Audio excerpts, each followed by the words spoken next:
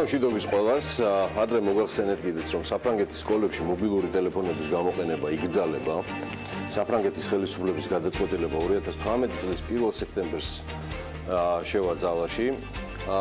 მოდი მეტი დეტალიზაცია გავაკეთოთ. შეზღუდვა 6-დან 15 წლამდე მოსწავლეებზე გავრცელდება და საფრანგეთის უკლებრივ ყველა სკოლაზე. დღესდღეობით არსებული წესის თანახმად საფრანგეთის სკოლებში მობილური ტელეფონების სარგებლობა საკლასო ოთახებშიც კი შეზღუდულია. აი 2018 წლიდან კი წესები სრულად კაცრდება, მოსწავლეები ტელეფონების გამოყენებას ვერ შეძლებენ საკლასო ოთახებში, შესვენების დროს და სკოლის სასადილოში. და ეს გადაწყვეტილება იქნა მიღებული სწორედ ზაფხულის არდადეგების შემდეგ საფრანგეთის, როგორც მოგახსენეთ, უკლებრივ ყველა სკოლაში. საფრანგეთის განათლების სამინისტროს წარმომადგენლების აზრით ახალი წესი დისციპლინასაც შეუწყობს ხელს და ცოდნის მიღების დროს მოსწავლეებს ყურადღების კონცენტრირებაში დაეხმარება.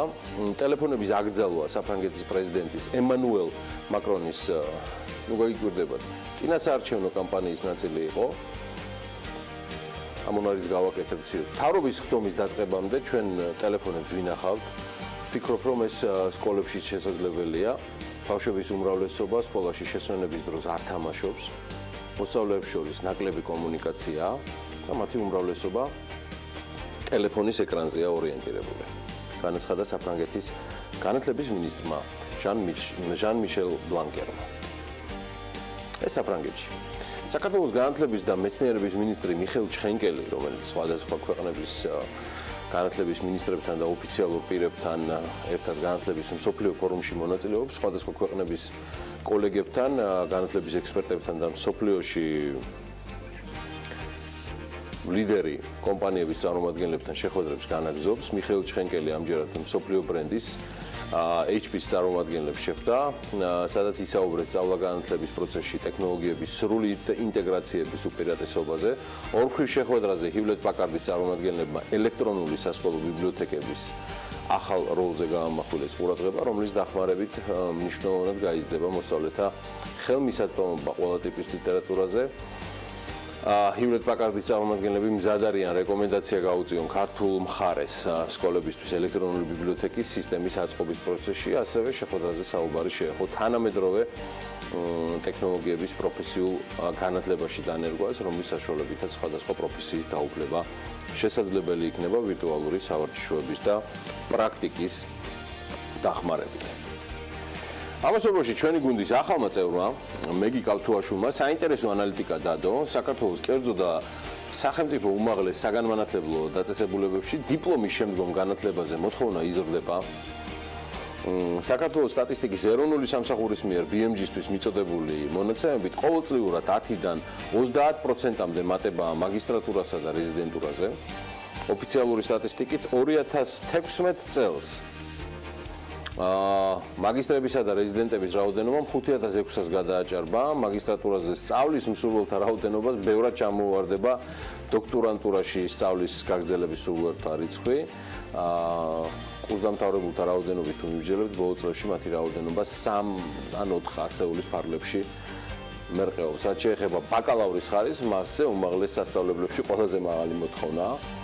ოფიციალური სტატისტიკით ყოველწლიურად კერძო და სახელმწიფო უმაღლეს საგანმანათლებლო დაწესებულებები 15-დან 17,000 სტუდენტამდე უშვებს შესაბამისი ბაკალავრის ხარისხს. სხვათა შორის მეგი და BMG-ს გუნდის კიდევ რამდენიმე ახალი წევრი კვანცალაღიძეს დღევანდელი ეთერის სტუმრები იქნებიან.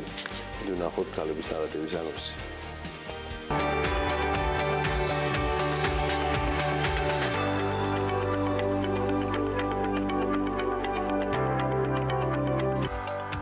მოგზაურობისთვის სასარგებლო ინფორმაცია და მორიგი ინსპირაცია Forbes-ისგან. ქალების ნარატივით ყველაზე იაფ კურორტებზე ვამახვილებთ ყურადღებას. ქალთა შერჩევა 6-თვიან ბიზნესის ხელშემწყობ პროექტში მონაწილეობის მისაღებად. ნიდერლანდების სამეფო საელჩო საქართველოში და მეწარმე ქალთა საბჭო მნიშვნელოვანი პროექტით. 4 შაბათის გადაცემაში მეწარმე ქალთა საბჭოს ხელმძღვანელი ნათია მეფარიშვილი ნარატივით. BMG-ს გუნდს კიდევ შეემატნენ პროფესიონალები: თამარ დემეტრაშვილი, მარი როჭიკაშვილი, მეგი კავთუაშვილი და მაია ბიწაძე ქალების ნარატივს შეერთვებიან. ასევე ბევრი საინტერესო მიმდინარე საქმე. შედეგიანი დაუღალავი შრომა იურისპრუდენციაში, პროფკავშირების იურისტი რაისა ლიპარტელიანი გადაცემაში. ეს ქალების ნარატივია. ვანცა ლახიძესთან ერთად.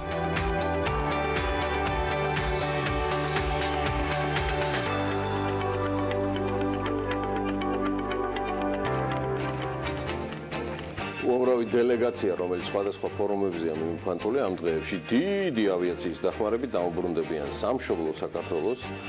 თუ ჩარტერით არ არიან წასულნი, როგორც წინა წლებში აქტიურად სარგებლობდნენ სახელმწიფო მოხელეები თუ სხვადასხვა სახელმწიფო უწყებების, ფონდების თუ დაწესებულებების წარმომადგენლები, მაშინ უეჭველი ამ რეისებითაც ისარგებლებენ და აგერ საკმაოდ საინტერესო რეიტინგით საქართველოს ავიაბაზარზე მგზავრების გადაყვანის მიმართულებით ყველაზე დიდი წილი Turkish Airlines უჭირავს.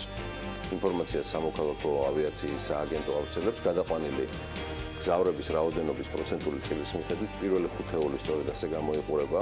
ეხლა ნახავთ უკვე გრაფიკაზე. ავიაკომპანია Turkish Airlines 12%-იანი წილით არის ბაზარზე წარმოდგენილი 463,840 მგზავრი. Georgian Airways ქართულ ავიაკომპანია 385,000 მგზავრით 10%-იანი წილი უკავია.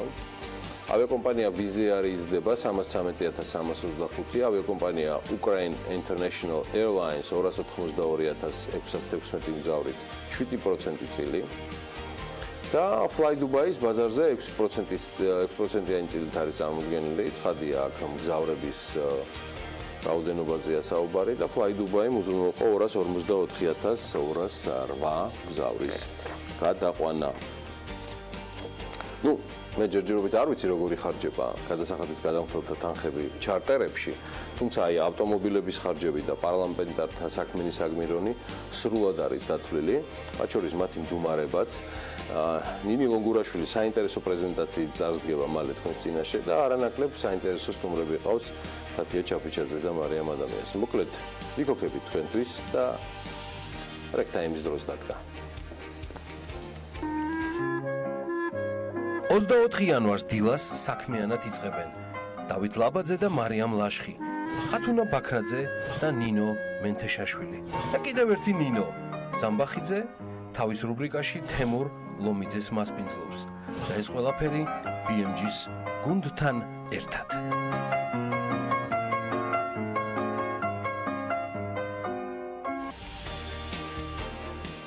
ენგურს ტურისტულ ატრაქციად კოკო არქიტექტორები აქცევენ. კომპანიამ უკვე მოამზადა გენერალური გეგმა, შენობის ლაზერული სკანირება და შენობის სტრუქტურული კვლევა, ლანდშაფტის 3D მოდელი, ტოპოგრაფია, არსებული გზების მდგომარეობის კვლევა, ასევე განხორციელებულია მცირე ზომის არქიტექტურული შენობების კვლევა, საინფორმაციო ნიშნების სქემაც. ვიზიტის ფარგლებში დაგეგმილია ენგურის კაშხალზე გამგზავრება. ენგურის ტურისტული ცენტრის საპროექტო სამუშაოები 2018 წლის ზაფხულში დასრულდება. დატკბით ამ არაჩვეულებრივი სანახაობით, ახლა სრულად ნახავთ ვიდეოს. მე უბრალოდ შეგახსენებ, რომ სააქციო საზოგადოება საქართველოს ენერგეტიკის განვითარების ფონდმა საქართველოს მთავრობის ცხადია 2017 წლის 14 მარტის განკარგულებით მათ 5 აპრილს დააფუძნეს კომპანია ენგურის ტურისტული ცენტრი, რომელიც ახორციელებს ენგურის კაშხლის მიმდებარედ მუზეუმებისა და ვიზიტორთა ცენტრის მოწყობისთვის საჭირო საპროექტო და სამშენებლო სამუშაოების შესყიდვას. საკუთარ საინტერესო შეხვედრა იყო, მას ესწრებოდნენ კულტურული მემკვიდრეობის დაცვის ეროვნული სააგენტოს დირექტორი ნიკა ანთიძე, ასევე კომპანია ენგურის დირექტორი ლევან მებონია, კომპანია ენგურის ტურისტული ცენტრის დირექტორთა საბჭოს თავმჯდომარე თორნიკე ყაზარაშვილი და ასევე საბჭოს სხვა წევრები. ეს საქართველოა და სიახლეები აფხაზეთიდან. და ეხლა უკვე გადავინაცვლოთ შედარებით შუაგულისკენ, თლად ნატახტარში. აწარმოებს საქართველოში ფარგლებში დაფინანსებული საწარმოო, ლიმონათი ხილიანის ქონება აუქციონზე იყიდება. აქ არის საუბარი, რომ ქონებას ბანკი ქართულ ცეცხლის მხრიდან არსებული დავალიანების დაფარვის მიზნით ყიდის. ნატახტარში მდებარე უძრავ-მოძრავი ქონების საწყისი ფასი 10,836,000 ლარია. სარეალიზაციო წარმოდგენილია არასასოფლო სამეურნეო დანიშნულების მიწის ნაკვეთი 19850 კვადრატული მეტრი და მასთან ფაქტობრივად გაერთიანებული არასასოფლო დანიშნულების მიწის ნაკვეთი ფართით 150 კვადრატული მეტრი და მასზე არის განთავსებული დაახლოებით 4600-მდე კვადრატული მეტრი. მოკლედ აღნიშნულთან დაკავშირებით BMG კომპანიის მფლობელს ვარაზა ასპანიძეს დაუკავშირდა. მან ამ საკითხის კომენტირებისგან თავი შეიკავა, თუმცა აღნიშნა, რომ ხილიანი ნაწარმის გამოშვებას ჩვეულებრივ გააგრძელებს, მაგრამ კითხვაზე სად შეძლებს კომპანია პროდუქციის გამოშვებას თუ ქონება გაიყიდა, ვარაზა ასპანიძე ამბობს, რომ დამატებით ინფორმაციის მოწოდება მას ამ ეტაპზე არ შეუძლია. იგი ასევე არ პასუხობს შეკითხვას, რატომ ვერ იხდის კომპანია დავალიანებას. საწარმო ხილიანი სახელმწიფო პროგრამის საწარმოო საქართველოში ხელშეწყობით მცხეთის რაიონის სოფელ ნატახტარში 2015 წელს გაიხსნა და წარმოებაში 10 მილიონ ლარამდე ინვესტიცია არის განხორციელებული. ნებისმიერ დროს იქნება ეს ხილიანის მესვეური დამფუძნებელი და ხელმძღვანელი ვარაზა ასპანიძე, ბანკი ქართულ თუ ჩვენი მეგობრები და პარტნიორები აწარმოეს საქართველოსთან ეს ეთერი ამ თემაზე სასაუბროთ თუ რა მოხდა კომპანია ხილიანთან დაკავშირებით ყოველთვის ღია არის ისევე როგორც ნებისმიერი საქმიანი წარმომადგენლისთვის ჩვენი საზოგადოებისა. საქმიანი ცხადია სხვა მიმართულებებსაც არ აკლია, უბრალოდ პირველის მრავალფეროვანია და პოლიტიკური საზოგადოებრივი მიმართულებით ძალიან ბევრი საკმაოდ საინტერესო სატელევიზიო შოუა Pirveli-ზე და ამიტომ მაგ მიმართულებასაც მიაწეკით. ამასობაში ევროკავშირი საქართველოს სოფლის მეურნეობის განვითარებას 12 მილიონი ევროთი დააფინანსებს. პროექტი ითვალისწინებს FAO-ს მიერ გარემოს დაცვის და სოფლის მეურნეობის სამინისტროს მხარდაჭერას ეფექტური პოლიტიკის შემუშავებასა და სოფლის მეურნეობის განვითარების 2015-20 წლების სტრატეგიის განხორციელებაში. პროექტის ფარგლებში დაგეგმილია სხვადასხვა სახის საპილოტო სასოფლო სამეურნეო პროგრამა, მათ შორის განხორციელდება გრანტების გაცემა ფერმერების კოოპერატივებისა და მცირე და საშუალო ბიზნესის. ალბათ ამასაც მოვესწრებით, რასაც ახლა მოგიყვებით. მოკლედ Amazon-მა 22 იანვარს სიეტლში პირველი სასურსათო მაღაზია გახსნა სალაროს გარეშე. როგორც ამერიკის ხმა აცხადებს, მოცხადე იქ მარტო სასოფლო სამეურნეო პროდუქტები არ არის. დამორჩეული ეს ყველაფერი იმითი არის, რომ მყიდველი შენობაში ვერც სალარო აპარატს ნახავს, ვერც და არც გამყიდველი თანამშრომლები, ანუ ეგრეთ წოდებული კონსულტანტები დახვდებიან. მაღაზია სრულად თანამედროვე ინფორმაციულ ტექნოლოგიებზე და ხელოვნურ ინტელექტზეა მორგებული. ობიექტი სენსორებით და კამერებით არის აღჭურვილი, რომლებიც აკონტროლებენ მოხმარებლის მიერ შერჩეულ საქონელს. როგორც კორპორაციაში აცხადებენ, მაღაზიის შესასვლელთან მომხმარებელი საკუთარი smartphone-ის QR კოდს დაასკანერებს და ამის შემდეგ იგი კამერებისა და გადამცემების ყურადღების ცენტრში მოექცევა. მოკლედ შეიქმნება ეგრეთ წოდებული ვირტუალური კალათი, სადაც მყიდველის მიერ არჩეული პროდუქტები განთავსდება. მაღაზიიდან გამოსვლისას კი მყიდველის ანგარიშიდან შესაბამისი თანხა პირდაპირ მოიჭრება. Smart მაღაზია Amazon Go ტესტირების რეჟიმით ჯერ კიდევ 2016 წლის 5 დეკემბრიდან მუშაობს. ამაზე ბევრჯერ გვისაუბრია, თუმცა მისით სარგებლობამ იმ პერიოდში, მაშინ როცა ჯერ კიდევ BMG ამას თქვენთვის გადმოსცემდა ჩვენს საქმიან გადაცემებში, მხოლოდ კორპორაციის თანამშრომლებს შეეძლოთ. და ვიდრე Amazon-ის უკონტაქტო სავაჭრო სივრცეს გავხსნიდეთ, თბილისის მერიაში საზიარო სამუშაო სივრცეების მოწყობაზე მუშაობენ coworking spaces და ამ ეტაპზე იმ ადგილის შერჩევა მიმდინარეობს, სადაც დამწყები ბიზნესმენები საოფისე სერვისებს უფასოდ მიიღებენ. მოსამზადებელი სამუშაოები 2018 წლის განმავლობაში დასრულდება, მომავალი წლიდან კი საზიარო სამუშაო სივრცის სარგებლობა ერთდროულად 60 ადამიანს შეეძლება. ამავე სივრცეში იქნება შესაძლებელი მცირე და საშუალო ბიზნესისთვის საკონსულტაციო მომსახურების გაწევა და დამწყები მეწარმეების პროდუქციის პოპულარიზაციისთვის გამოფენა გაყიდვის ორგანიზება. პროექტის ღირებულება 3 მილიონ ლარამდეა. მერები ეკონომიკური ზრდისთვის საპილოტო პროექტის ფარგლებში ნახევარს ევროკავშირი დააფინანსებს და ცხადია ნახევარი უკვე იქნება მოძიებული დარწმუნებული ვარ ადგილობრივი ხელისუფლების მიერ. თუ არა და ამ და ბევრ სხვა დეტალებს კიდევ გავარდნოთ. წინ უამრავი საინტერესო ამბავი გელით BMG-ს გუნდთან ერთად, რომლის საქმის განხილვა არა და არ ჩანიშნა ჯერ კიდევ ჩვენმა სასამართლომ. ამასობაში დავოსის ეკონომიკური ფორუმის შედეგები შევაჯამოთ.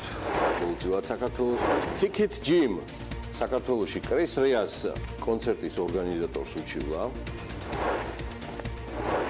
Carrefour 2400 სამუშაო ადგილს გააუქმებს. არ შეშინდეთ საქართველოში არა.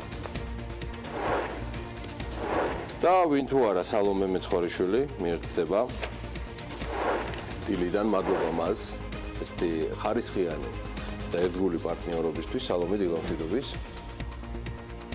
გამარჯობა სალომე. დილამშვიდობის გიორგი, სულ რამდენიმე წამში უახლესი ბიზნეს სიახლეებით დავბრუნდებით პირდაპირ ეთერში.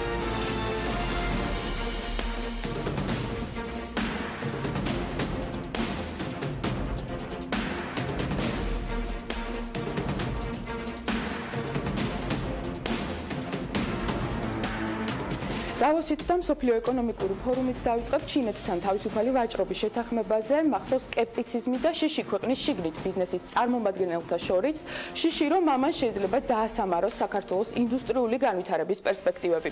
ასე არ მოხდა. ეს არის ამონარიდი საქართველოს პრემიერ-მინისტრის გამოსვლიდან, რომელიც დავოსის მსოფლიო ეკონომიკურ ფორუმზე შედგა. მან სხვადასხვა თემაზე გაამახვილა ყურადღება, ისაუბრა საქართველოს პოზიციაზე სხვადასხვა რეიტინგებში. განსაკუთრებული ყურადღება გამახვილდა კორუფციის დაბალ დონეზე ქვეყანაში. გიორგი კვირიკაშვილმა ქვეყანაში დემოკრატიის მთავარ გამოწვევად სოციალური მდგომარეობა დაასახელა.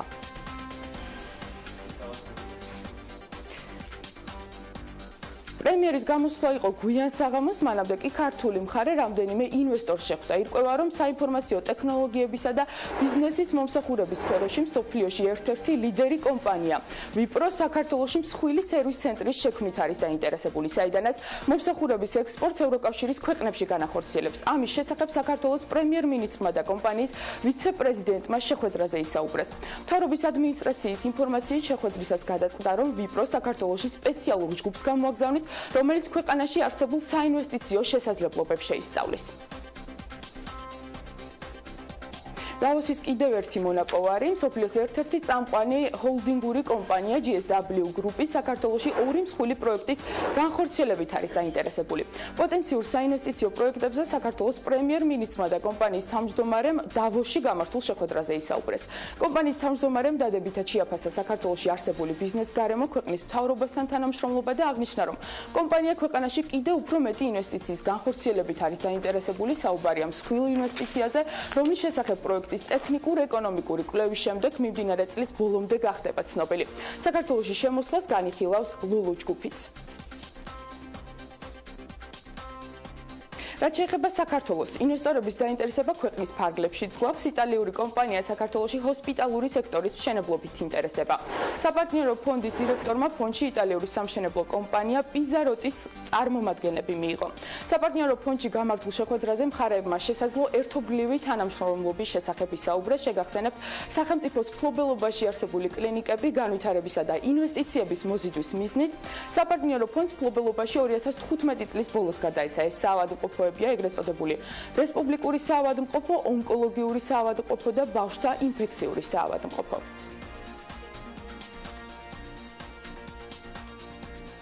დედაქალაქის განვითარებისთვის მინიმუმ 10,000 პარკინგის ადგილი შექმნაა საჭირო, რასაც დაახლოებით 50 მილიონი დოლარის ინვესტიცია დასჭირდება. ამის შესახებ BMG-ს კომპანია ივერია მოტორსის დამფუძნებელმა განუცხადა.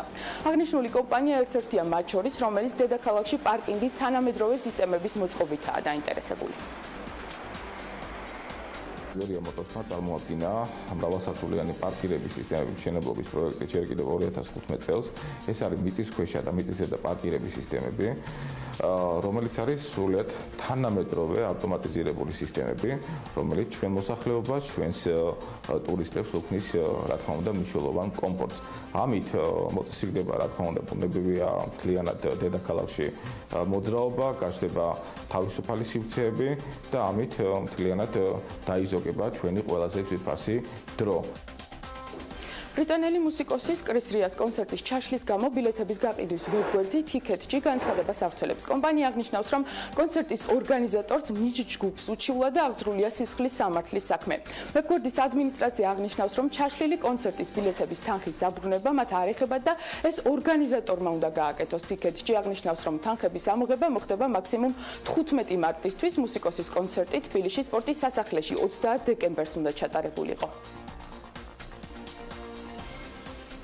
ტურისტული ჯგუფების ჩინეთთან უვიზო რეჟიმი გარკვეული მიმართულებების გამარტივებას გულისხმობს, აცხადებს ტურიზმის ეროვნული ადმინისტრაციის ხელმძღვანელი გიორგი ჩოგოვაძე. როგორც ის ამბობს, ეს მიმართულება ჯერ დახვეწის პროცესშია და წინასწარ ძნელია პროგნოზების გაკეთება, თუმცა ჩოგოვაძის თქმით, ჩინეთის ტურისტული ბაზარი თავისი მასშტაბიდან გამომდინარე უმნიშვნელოვანესია ქვეყნის განვითარებისთვის.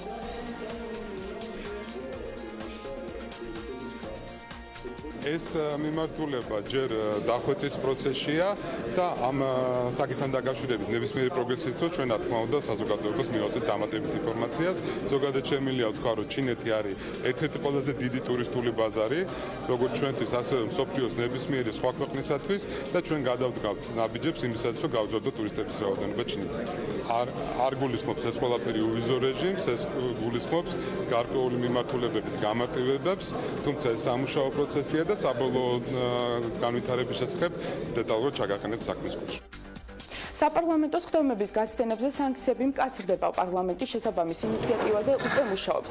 როგორც BMG-სთან საპროცედურო საკითხთა კომიტეტის ხელმძღვანელი გიორგი კარხიანი აცხადებს, ხდომებზე არ დასწრება შესაძლებელია ფულადი სანქციებით დარეგულირდეს.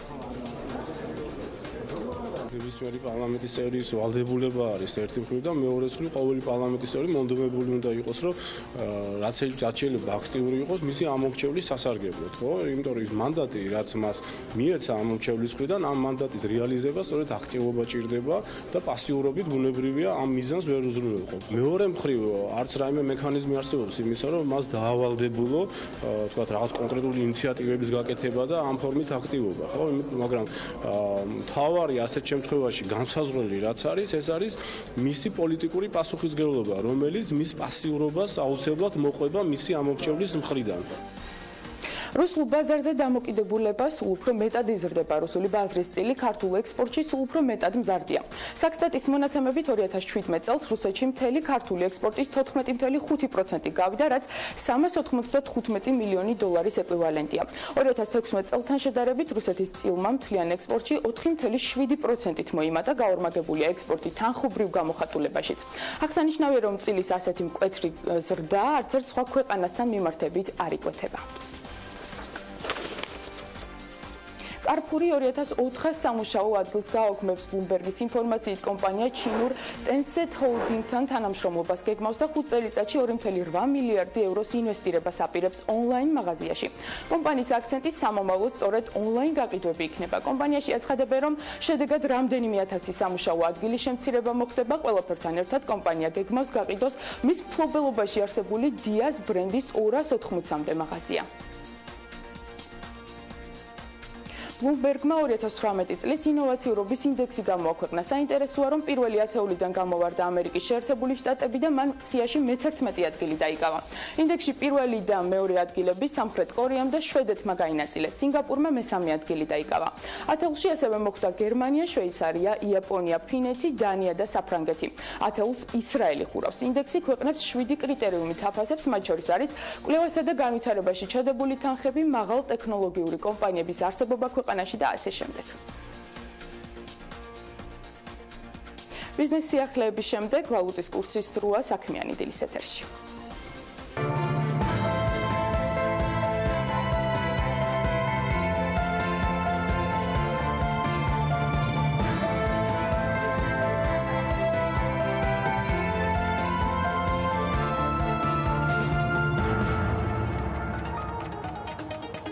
ისევ გამართულა მორიგად ჩვენი პროგნოზები ამჯერად ვალუტასთან დაკავშირებით, ვალუტის კურსის პროგნოზთან დაკავშირებით. მოკლედ, გუშინდელი ბანკთაშორისი ვაჭრობის შედეგად დოლარი ლართან მიმართებაში 2 თეთრზე მეტით გაუფასურდა და მისი ფასი 2 ლარი და 51 თეთრია. გაუფასურდა ევროც, მისი ფასი 3 თეთრზე მეტით შემცირდა და 3 ლარი და 7 თეთრია. ეხლა ალბათ თავებს იხეთ ქავნის ჩვენი ექსპერტები რაჭებს ჩვენს ვალუტასო. გააგრძელეთ, იქნებ ბოლომდეც გაგისკდეთ ეგ თავები. ხუმრობით ბედნიერ დღეს გისურვებთ კიდევ ერთხელ ყველას. გაუფასურდა თურქული ლირა 66 თეთრად, ფასობს ფუნტის ღირებულება. ეს და ფუნტის ღირებულება კვლავ 3 ლარი და 50 თეთრია, ასე რომ ვინც ბრიტანულ ფუნტ სტერლინგს აწვევით, ჩემი პატივისცემა თქვენ, მოიმარჯვეთ 3 ლარი და 50 თეთრი. არანაკლებ საინტერესოა საქმიან დილაში ამინდის პროგნოზი, სხვათა შორის რომლის მოდიფიცირებაზეც მუშაობთ და ძალიან აქტიურადაც ნახოთ რა გამოგვივა. ამ კვირაშიც რამდენიმე საინტერესო თემას ამ ჩავიბარებ. თებერვლიდან უკვე შემოგთავაზებთ განახლებულს, მანამდე კი სალომეს ვთხოვ, რომ გარემოს ეროვნული სააგენტოს ინფორმაციები დღევანდელ დღესთან დაკავშირებით წარმოგვიდგინოს. ამინდის პროგნოზის სპონსორია SEU Development. გარემოს ეროვნული სააგენტოს ცნობით ამინდი საქართველოში განპირობებული იქნება შავი ზღვის ჩრდილო-დასავლეთიდან შემომავალი ცივი და ნოტიო ჰაერის მასებისა და სამხრეთ რაიონებიდან მოქმედი თბილი ჰაერის მასების ურთიერთქმედებით. დასავლეთ საქართველოში უმეტესად ღრუბლიანი ამინდი იქნება, წვიმა მაღალ მთაში ზოგან თოვლი. შესაძლებელია ძლიერი ქარბუქი ზოგიერთ რაიონებში. აღმოსავლეთ საქართველოში დროგამოშვებით ღრუბლიანობის მომატება მოსალოდნელი ზოგან ნალექი. მთაში თოვლი. საქართველოში ზოგან იქროლებს დასავლეთის მიმართულების ძლიერი ქარი. შეხება უშუალოდ ქალაქებს. სოხუმში წვიმა მოსალოდნელი და +7 გრადუს ელოდებიან, ბათუმში ასევე წვიმა და +9 გრადუსი ტემპერატურა.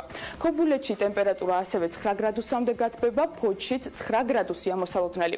ქუთაისში წვიმას ელოდებიან +10 გრადუს ტემპერატურა, ზუგდიდში ასევე წვიმა და 9 გრადუსი იქნება. ოზურგეთში წვიმა იქნება და ჰაერის ტემპერატურა 10 გრადუსამდე გათბება. ონში ასევე წვიმა მოსალოდნელი და ჰაერის ტემპერატურა +5 გრადუსი იქნება. გორშიც წვიმას ელოდებიან და ტემპერატურა 7 გრადუსამდე გათბება. ცხინვალში თოვლჭყაპია მოსალოდნელი, ჰაერის ტემპერატურა +6 გრადუსი. მარნეულში შესაძლებელია მცირე წვიმა, ჰაერის ტემპერატურა +8 გრადუსი იქნება. რაც შეეხება რუსთავს, უმეტესად უნალექო ამინდია მოსალოდნელი, ჰაერის ტემპერატურა +9 გრადუსი. ახალციხეში თოვლია მოსალოდნელი, ჰაერის ტემპერატურა +3 გრადუსი იქნება. თოვლს ელოდებიან ბურჯომშიც, ჰაერის ტემპერატურა 4 გრადუსი. რაც შეეხება ბაკურიანს, აქაც თოვლია მოსალოდნელი, თუმცა ჰაერის ტემპერატურა 0 გრადუსი იქნება, იგივე ტემპერატურას ელოდებიან ახალქალაქში და აქაც თოვლია ნავარაუდები. სტეფანწმინდაში თოვლი იქნება, სავარაუდოდ ჰაერის ტემპერატურა აქაც 0 გრადუსი იქნება. რაც შეეხება თელავს, უმეტესწილად უნალექო ამინდი იქნება, ჰაერის ტემპერატურა კი 9 გრადუსი, ლაგოდეხში უმეტესად უნალექო ამინდი და +6 გრადუსი სითბო.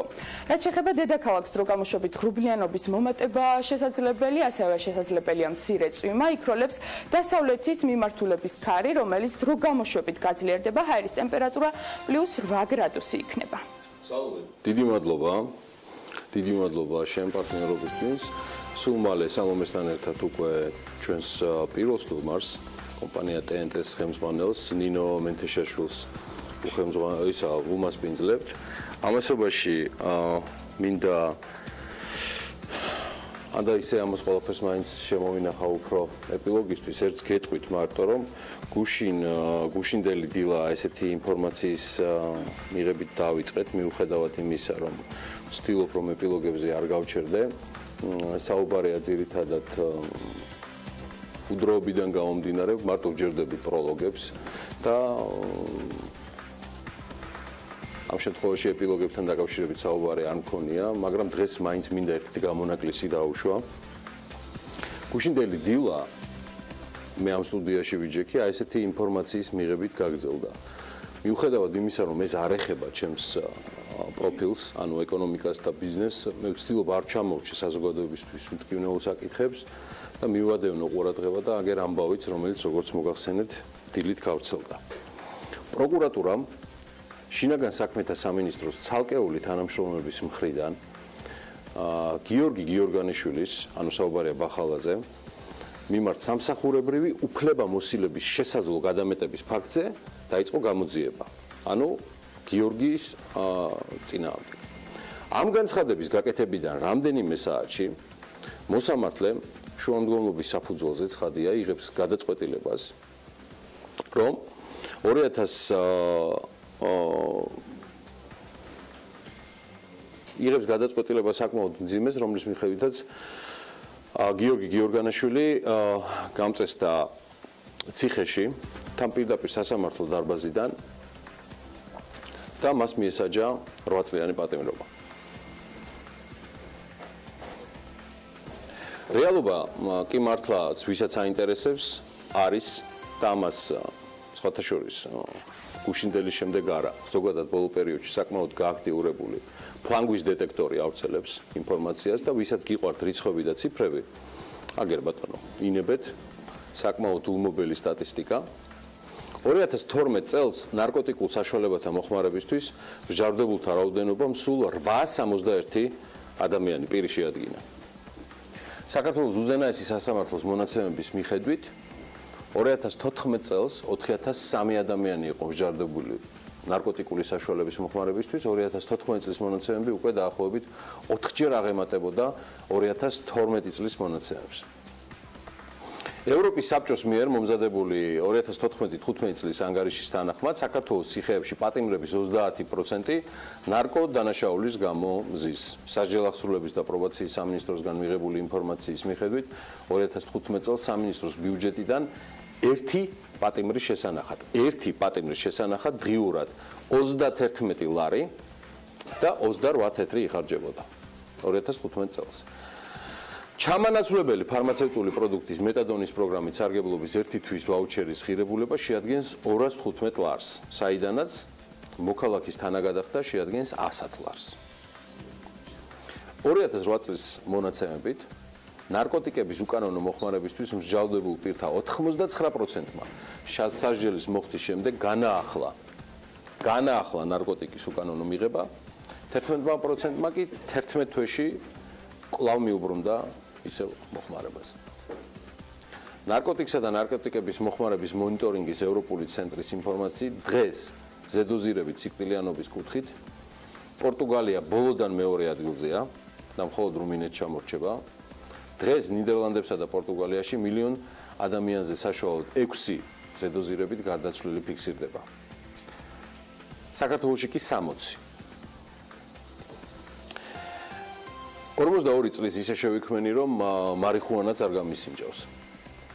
არც თავს ვიწონებ ზედმეტად ამით და არც ნიშნის მოგებით ვსაუბრობ, უბრალოდ ფაქტია და კიდევ.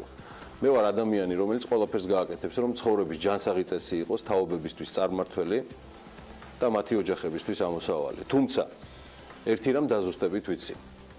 დღევანდელი კანონმდებლობა ცხოვრების ჯანსაღი წესის დამკვიდრებას, საზოგადოების დამშვიდობას ხელს სრულად უშლის და იგი საზოგადოების წინააღმდეგ არის მიმართული და ვიდრე დეკრიმინალიზაციაზე სრულად დაცლილი არგუმენტებით უმისამართო სროლას დაიწყებთ, ისიც გახსოვდეთ, რომ დღეს არის კანონი,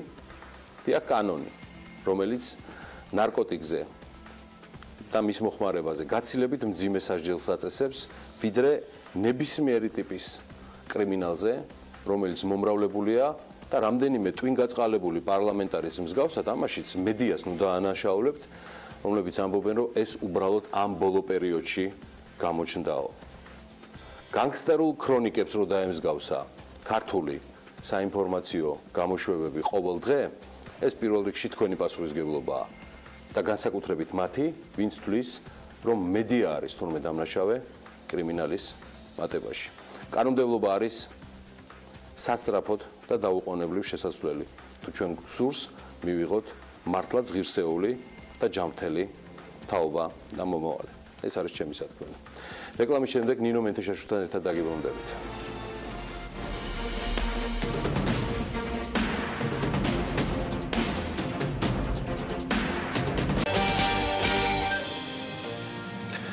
დაპირებულ საუბარს ვიწყებთ კომპანია TNT-ის დირექტორთან, ნინო მენთეშაშვილთან. მე მოხარული ვარ მას მომასპინძლო საქმიანი დილის სტუდიაში. ნინო, დილამშვიდობის. მოგესალმებით. როგორ მიდის ბიზნესი? დიდი ხანია არ შევხვედრივართ ამ სტუდიაში. არა, უშავს ჯერჯერობით სტაბილურად, თუმცა მუდმივად ესეთი დაძაბულ რეჟიმში, იმიტომ რომ მუდმივი რეფორმირება ჯერ ამ სფეროში არ დასრულებულა, შესაბამისად მუდმივი ცვლილებების მოლოდინში, რაც მოგეხსენებათ ბიზნესისთვის არც თუ ისე საიმედო პროგნოზი. ეს არის ერთ-ერთი მთავარი, არ ვიცი როგორ თქვა, დიაგნოსტიკად თაგანი, რაც თქვენთან შეხვედრისას ემზადებოდით, სალომისთან ერთად მთელი BMG-ის გუნდი. ამ სფეროს კანონმდებლობის თუ არ ვიცი, ჩვენ დაკვირვების დონეზე სულ მუდმივად ახასიათებს ჩარევა სახელმწიფოს მხრიდან სხვადასხვა თამაშის წესების ცვლილება. ამ დროს მე მგონი იშვიათი გამონაკლისია ეს სექტორი, რომელიც წარმოდგენილია თითქმის ყველა სოფლიოში გულისხმობ აღიარებული ბრენდით. რამდენად დაწყნარდა ამ კუთხით სიტუაცია გულისხმობ იმას, რომ აღარ ხდება მუდმივი კორექციები, აღარ ხდება მუდმივი რაღაცა რეგულაციები თუ გნებავთ თამაშის წესების განსაზღვრა და სიურპრიზები სექტორისთვის და ბიზნესისთვის. მოგეხსენებათ, ისტორია ცოტათი მძიმეა, ფაქტებით დამძიმებული, იმიტომ რომ მოყოლებული 2013 წლიდან სახელმწიფო ცდილობს უხეშად ჩაერიოს ამ ბაზარზე, რომელიც საკმაოდ განვითარებულია, წარმოდგენილი იყო 40 კომპანია ამ ბაზარზე, მათ შორის იყო დიდი 4-ეული სოფლიოში ცნობილი ბრენდები, როგორც არის TNT, DHL, UPS და FedEx-ი. გადაზიდვების სფეროში დიდი 4-ეულის ესე ქვია, ხო? მოგარი, მე მოგონა მარტო აუდიტორებზე. არა, ასე ქვია. შესაბამისად, სახელმწიფო პერიოდულად 2013 წლიდან ცდილობდა შემოეღო რეგულაციები, შემოქონდა კიდევაც და ჩვენ ფაქტიურად გვიწევდა ჩვენი ძალებით გვებრძოლა ამ რეგულაციების წინააღმდეგ. პირველი იყო 2013 წელს ფინანსთა მინისტრის ბრძანება, რომელმაც ფაქტიურად სახმელეთო გადამზიდვები გაყარა ბაზრიდან ერთი კომპანიის სასარგებლოდ, ეს გახავთ საქართველოს პოსტა. შემდეგ გადამზიდვებმა გაასაჩივრეს სასამართლოში და მოიგეს სამივე ინსტანცია. სახელმწიფო მე არ აკმარა. ეს ორგანიზებული იყო, მას თქვა. დიახ, ორგანიზებული იყო. ყველა ერთად იყავით, ხო? კი ბატონო, დიახ. შემდეგ მოდის ბრძანება 2014 წლის პრემიერ-მინისტრის ბრძანება, რომელმაც თავის პირადად ესე ბრძანებით აკრძალა სახმელეთო ტვირთების შემოტანა, ისიც საქართველოს პოსტის სასარგებლოდ და როდესაც ჩვენ საკონსტიტუციო სასამართლოში გავასაჩივრეთ ეს ბრძანება, ამას მოყვა ეკონომიკის სამინისტროს მიერ წარმოდგენილი პროექტი ამ სფეროს რეფორმირების შესახებ, რომელიც ფაქტიურად ბაზრიდან ყრიდა ასევე არა მხოლოდ სახმელეთო გადამზიდვებს, გამოდიოდა რომ ამ დიდ 4-ეულსაც კი, ამ ფაქტმა ძალიან დიდი რეზონანსი გამოიწვია, ევროკომისია ჩაერთო, იმიტომ რომ ჩვენი პარტნიორებისთვის, TNT-ის პარტნიორებისთვის DHL-ის უკვე ცნობილი გახდა ეს ფაქტი და შესაბამისად მათ მიმართეს თავის ლობის კომპანიებს, ევროკომისიაში შეიტანეს საჩივრები. იქიდან მოწერეს ჩვენ მთავრობას, ეკონომიკის მინისტრს, ბიზნეს ომბუდსმენს, პრემიერ-მინისტრს. მე ამას მოყვა გაფიცვები, რომლებიც ორგანიზებული იყო ჩვენს მიერ, რადგან აბსოლუტურად ყურადღებას არ გვაქცევდა არავინ. შესაბამისად, რაღაცნაირად ამ კანონპროექტის ესე სწრაფად და გავაზრებლად მიღება შეფერხდა, მაგრამ დღემდე ეს მოლოდინი არსებობს, იმიტომ რომ განწყობა დღეს ეკონომიკის სამინისტროს ჩვენ არ ვიცით, რაღაც პროცესში პერიოდულად გვრთავს ეკონომიკის სამინისტრო, თუმცა მე ვერ ვიტყვი, რომ ასე ღიად ითვალისწინებს ჩვენ შენიშვნებს. ანუ ის რაც ჩვენ მოვუყევით ახლა უბრალოდ თქვენ ბრძანეთ ბექგრაუნდის ისტორიის თვალსაზრისით, ანუ გაურკვევლობა დღესაც რჩება. გაურკვევლობა დღესაც რჩება ნამდვილად, იმიტომ რომ ჯერ ერთი ძალიან დიდ ხანს გაიწელა დროში და დროში გაწელილი რეფორმირების აზრს ნამდვილად ამეთანხმებით, რომ აზრი არ აქვს და მეორეს ერთი ყოველთვის ამ რეფორმის მეორე მხარე, ანუ უკანა მხარე ყოველთვის თავის თავში გულისხმობს კონკურენციის შეზღუდვას ბაზარზე, რაც არის მოგეხსენებათ ბიზნეს განვითარებისთვის დამღუპველი, ზოგადად სფეროს განვითარებისთვის. მიუხედავად იმისა, რომ ეკონომიკის სამინისტროში რამდენიმე მინისტრი შეიცვალა ახლა 2013 წლის შემდეგ და ეს სფერო, მე როგორც ვიცი, სხვადასხვა დროს სხვადასხვა მოადგილეებს ჰქონდათ გადანაწილებული, როგორც ჩანს, უცვლელია დამოკიდებულება. რაღაც მეტნაკლებად უწყება ყველაზე მეტად ბატონ გიორგი გახარიამ გამოთქვა სურვილი, რომ ამ კანონშემოქმედებაში ჩართულიყავით ამ სფეროში დასაქმებული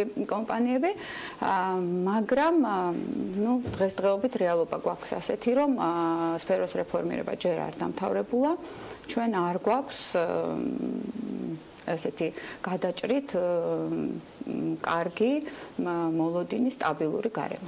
ევროკავშირთან ასოცირების ხელშეკრულებით ჩვენ ავიღეთ ბევრი სხვადასხვა, ასე ვთქვათ, ვალდებულება, რომ მათ შორის საკანონმდებლო მიმართულებითაც დაუახლოვდებით ევროპას.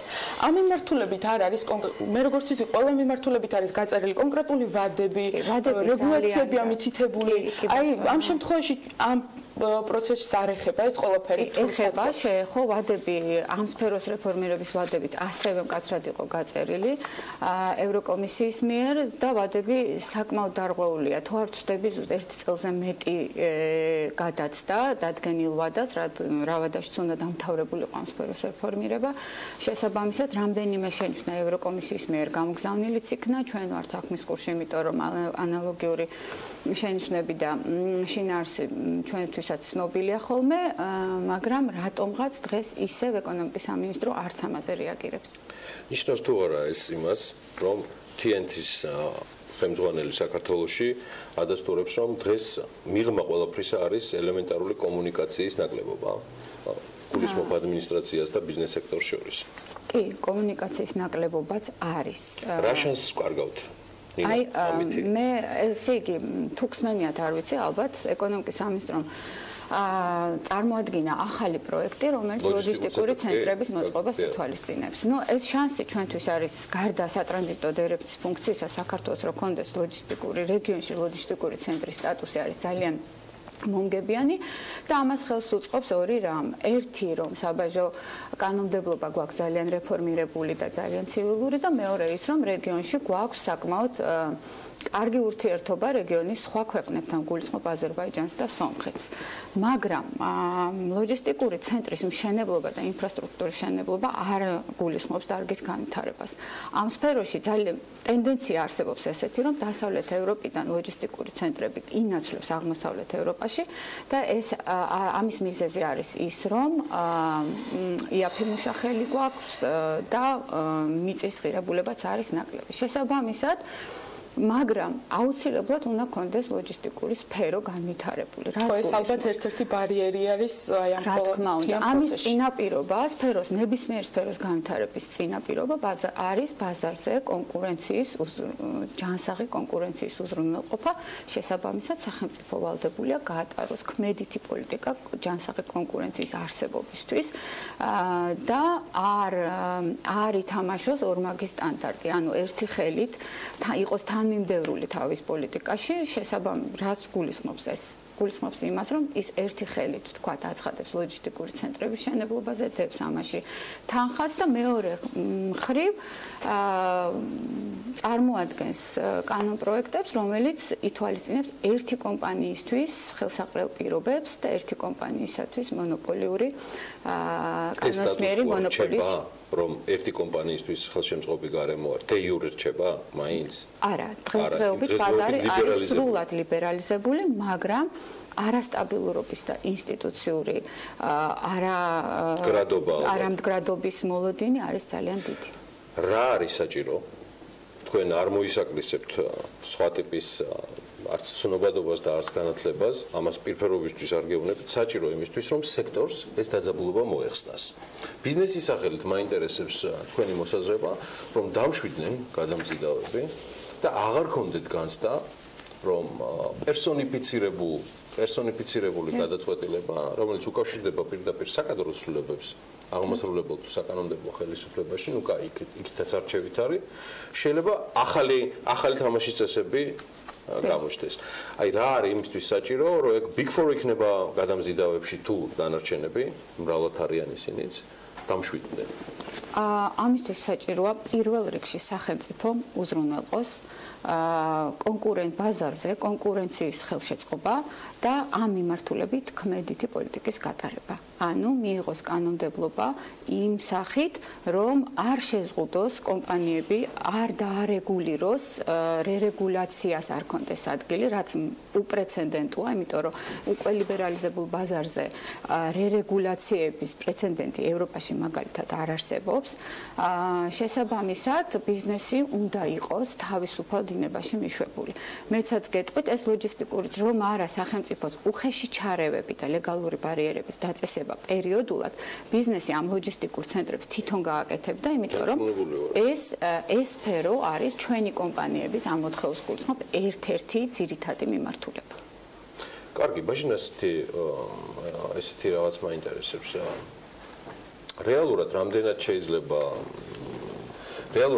შეიძლება ითქვას სანამ აკითხვას და ჩართული არის თუ არა კონკურენციის სააგენტო თქვენთან კომუნიკაციაში და გაქვთ თუ არა მათთან ანტიმონოპოლიური სამსახურის გულისხმობ? რამდენიმე წლის წინ ალბათ მოგეხსენებათ, რომ საკმაოდ დიდი ხნის ისტორია გვაქვს სახელმწიფოსთან ურთიერთობის. თუ არ ვცდები 2 წლის წინ მივმართეთ თხოვნით, რომ ჩართულიყო ამ საქმეში, ამ კანონპროექტის განხილვაში, მაგრამ სამწუხაროდ მათგან მივიღეთ წერილი, რომ ეკონომიკის სამინისტროს ჯერ მზად არ არის წარმოადგინოს კანონპროექტი, შესაბამისად ისინი თავს იკავებენ ურთიერთობისგან.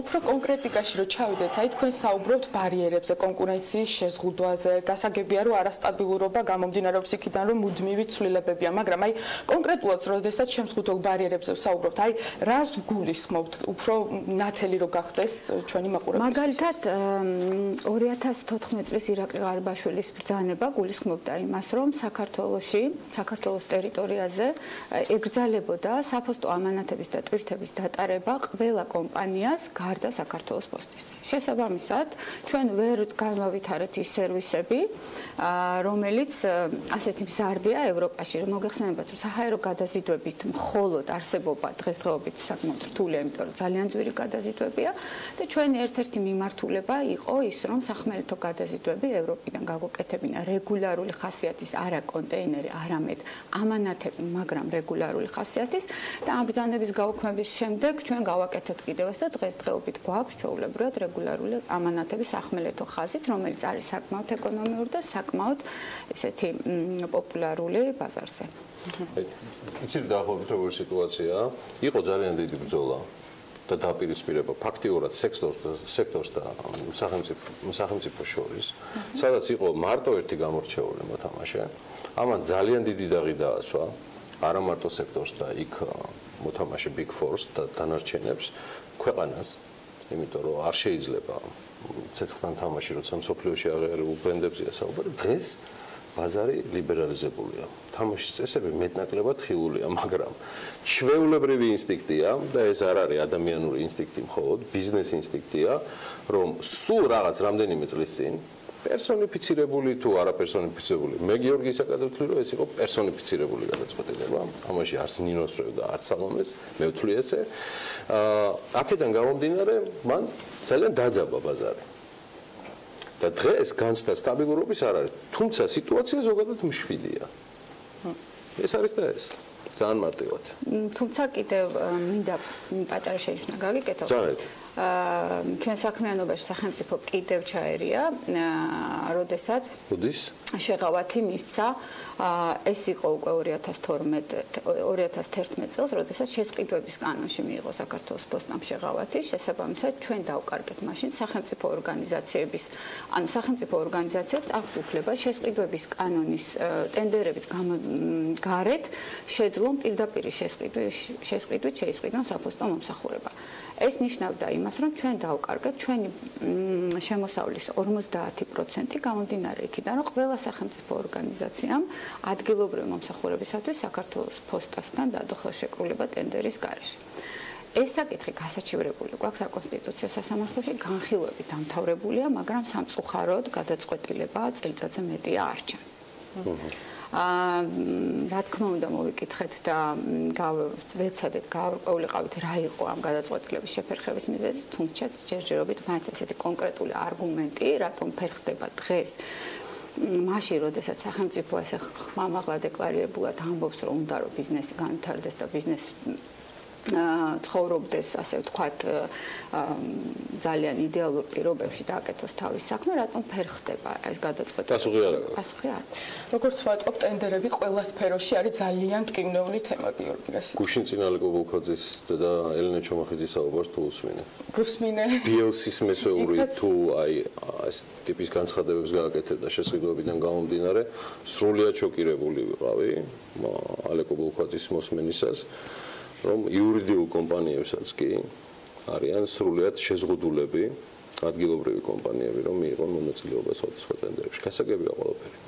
ნინო, დღეს ამით დავასრულოთ, მხოლოდ პულსზე ჩვენს გვიჭირავს ხელი, საიმისო თქვენთან ერთად და თქვენი კოლეგების დახმარებით და მადლობა თქვენ, რომ მუდმივად საქმის კურსში გვაყენებთ სექტორში არსებული ვითარების. ნებისმიერს ვინ ჩათვლის საჭიროთ, რომ ამ თემაზე უნდა გავაგრძელოთ საუბარი, ნებისმიერ ფორმატში ეს იქნება დებატი თუ სხვა სადავართ. მე კიდევ ერთხელ ნინო მენთეშაშვილს კომპანია TNT-ის დირექტორს მადლობას ვუხდი საქმიანი დილის სტუდიაში მობრძანებისთვის. მოკლე რეკლამა და ვაგრძელებთ ჩვენს გადაცემას.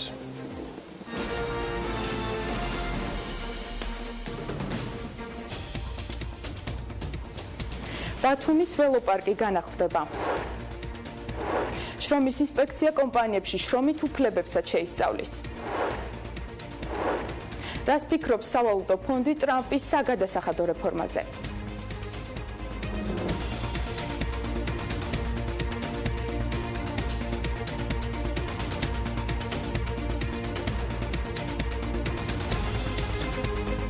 შრომის ინსპექცია კომპანიებში შრომით უფლებებსაც შეისწავლის. ჯანდაცვის სამინისტროს შრომისა და დასაქმების პოლიტიკის დეპარტამენტის უფროსის თქმით, მოხდება თანამშრომლებთან გაფორმებული კონტრაქტების შესწავლა. კერძოდ გამოვლინდება რა მიმართულებით არის დარღვევა, შეიძლება იყოს შვებულების, ზეგანაკვეთური საათების თუ დეკრეტული მიმართულებით. 2018 წელს შრომის ინსპექცია 400-მდე კომპანიის შემოწმებას გეგმავს. შრომის უსაფრთხოებაზე ბიუჯეტიდან 910.000 ლარი დაიხარჯება. შრომის ინსპექციის ფარგლებში შრომითი ურთიერთობის სახელმწიფოს მხრიდან კონტროლს უარყოფითად აფასებს ბიზნეს ასოციაციის იურიდიული ანალიტიკოსი ნიკა ნანუაშვილი და განმარტავს, რომ ქვეყანაში სადაც არსებობს სასამართლო, იქ სახელმწიფოს მხრიდან ამ პროცესში ჩარევა აბსოლუტურად არარაციონალურია. ადრებით უნდა მოეკიდონ შრომითი კონტრაქტის პირობების გაცნობის საკითხს. აქ არის საუბარი მაგალითად იმაზე, რატომ უნდა არეგულიროს და ამოწმოს სახელმწიფომ. აქ საუბარია იმაზე, საერთოდ რატომ უნდა ამოწმოთ ის, რაც შეუძლიათ დასაქმებულს და დამსაქმებელს თვითონ შეათანხმონ, მოილაპარაკონ იმ ჩაერჩოს ფარგლებში, რასაც შრომის კოდექსი გვაძლევს და შემდგომში უკვე თითოეულ მხარეს დასაქმებული იქნება და დამსაქმებელი შეუძლიათ დაიცვან თავიანთი უფლება. ამ ხელშეკრულებით გარანტირებული თუ ერთმანეთს მიცემული პირობა, რატომ უნდა ვარეგულიროთ გარეშე მხრიდან? თუ ვინმე უკმაყოფილოა, იდის სასამართლოში. ბათუმის ველოპარკი განახლდება. პროექტს ფრანგული კომპანია SMUV განახორციელებს. კომპანიის წარმომადგენელი BMG-სთან აცხადებს, რომ იგეგმება ქალაქის საკუთრებაში არსებული ველოსიპედების, ასევე გადასახადის სისტემებისა და ველოსადგურების განახლება. მისივე განმარტებით, კომპანია მზად არის ველოპარკი თბილისშიც მოაწყოს. პირველ ეტაპზე კომპანია მზად არის თბილისში 1000 ველოსიპედი შემოიყვანოს, 100-მდე ველოსადგომი მოაწყოს და დაანერგოს გადასახადის სისტემები, რაც დაახლოებით 15 მილიონი დოლარის ღირებულების პროექტია.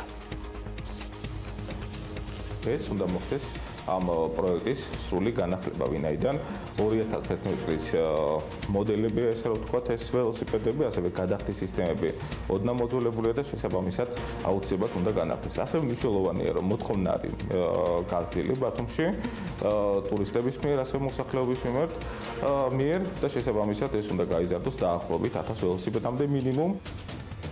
თბილისის სახელმწიფო უნივერსიტეტში პირველი საუნივერსიტეტო ონლაინ მაღაზია გაიხსნა. პროექტი FSU-სა და TBC ბანკის თანამშრომლობის ფარგლებში ხორციელდება. ონლაინ მაღაზიაში წარმოდგენილია სამოსი და აქსესუარები TSO-ს ბრენდირებით. TSO-ს 2G-ზე პროდუქციას შეძენისას TSO სტუდენტები და თანამშრომლები უფასოდ მიტანის სერვისით ისარგებლებენ. სრული ძალიან ბევრი ყავს თბილისის სახელმწიფო უნივერსიტეტს ამ პროდუქციის შეძენისა. ეს იქნება კურსდამთავრებულები, სტუდენტები, თანამშრომლები, გულშემატკივრები, ძალიან ბევრს აქვს ეს სრული. მეორე ეტაპზე დავიწყეთ უკვე წიგნების გაყიდვას ონლაინ შოპის მეშვეობით. საერთაშორისო სავალუტო ფონდის განცხადებით ამერიკის შეერთებული შტატების პრეზიდენტის დონალდ ტრამპის საგადასახადო რეფორმა, რომელიც გადასახადების შემცირებას გულისხმობს გლობალურ ეკონომიკას წაადგება. სავალუტო ფონდმა განაცხადა, რომ ის 2019 წელს გლობალური ეკონომიკის ზრდას 3.9%-ის ფარგლებში ელოდება, რაც წინა პროგნოზთან შედარებით 0.2%-ით გაზრდილი მაჩვენებელია.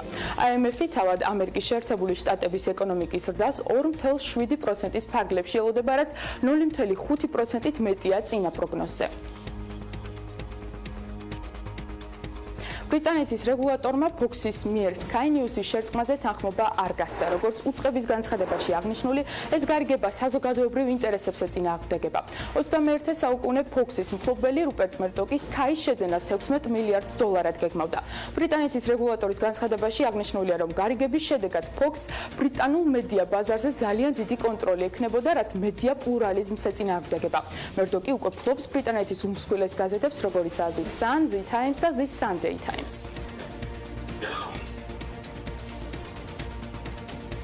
ამერიკის სოფლის მეურნეობის დეპარტამენტის ცნობით 2017 წელს შტატებს სიმინდისა და სოიოს რეკორდულად დიდი მოსავალი ჰქონდა.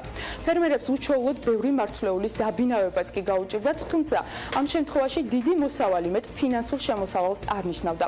პოლიტიკის საერთაშორისო შეთანხმებების პირობებისა და ფასების ცვლილებამ ფერმერებზე მნიშვნელოვნად იმოქმედა.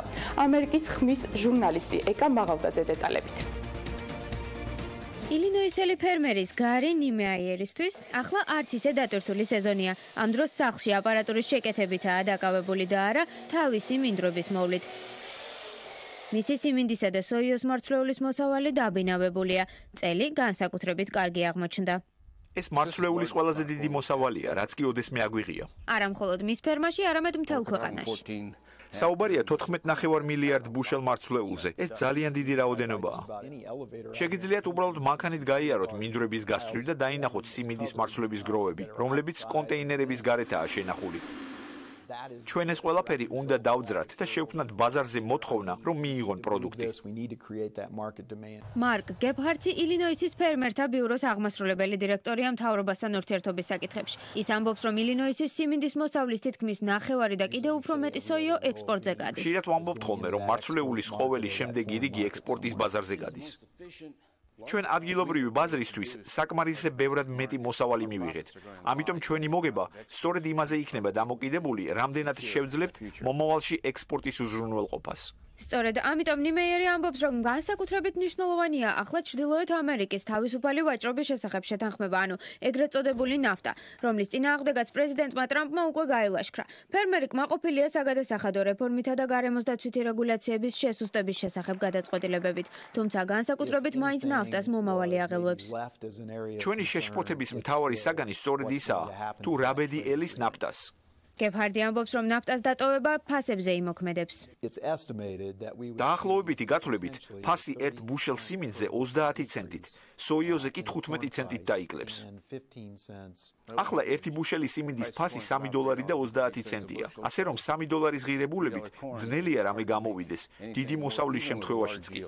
ფერმერს სურს, რომ ნაფტას შესახებ ცვლილებები მალე დასრულდეს, რათა ახალ სავაჭრო შეთანხმებებზე ყურადღების გადატანა და მარცვლეულის დიდი ნაწილის ექსპორტზე შეუფერხებლად გატანა გახდეს შესაძლებელი.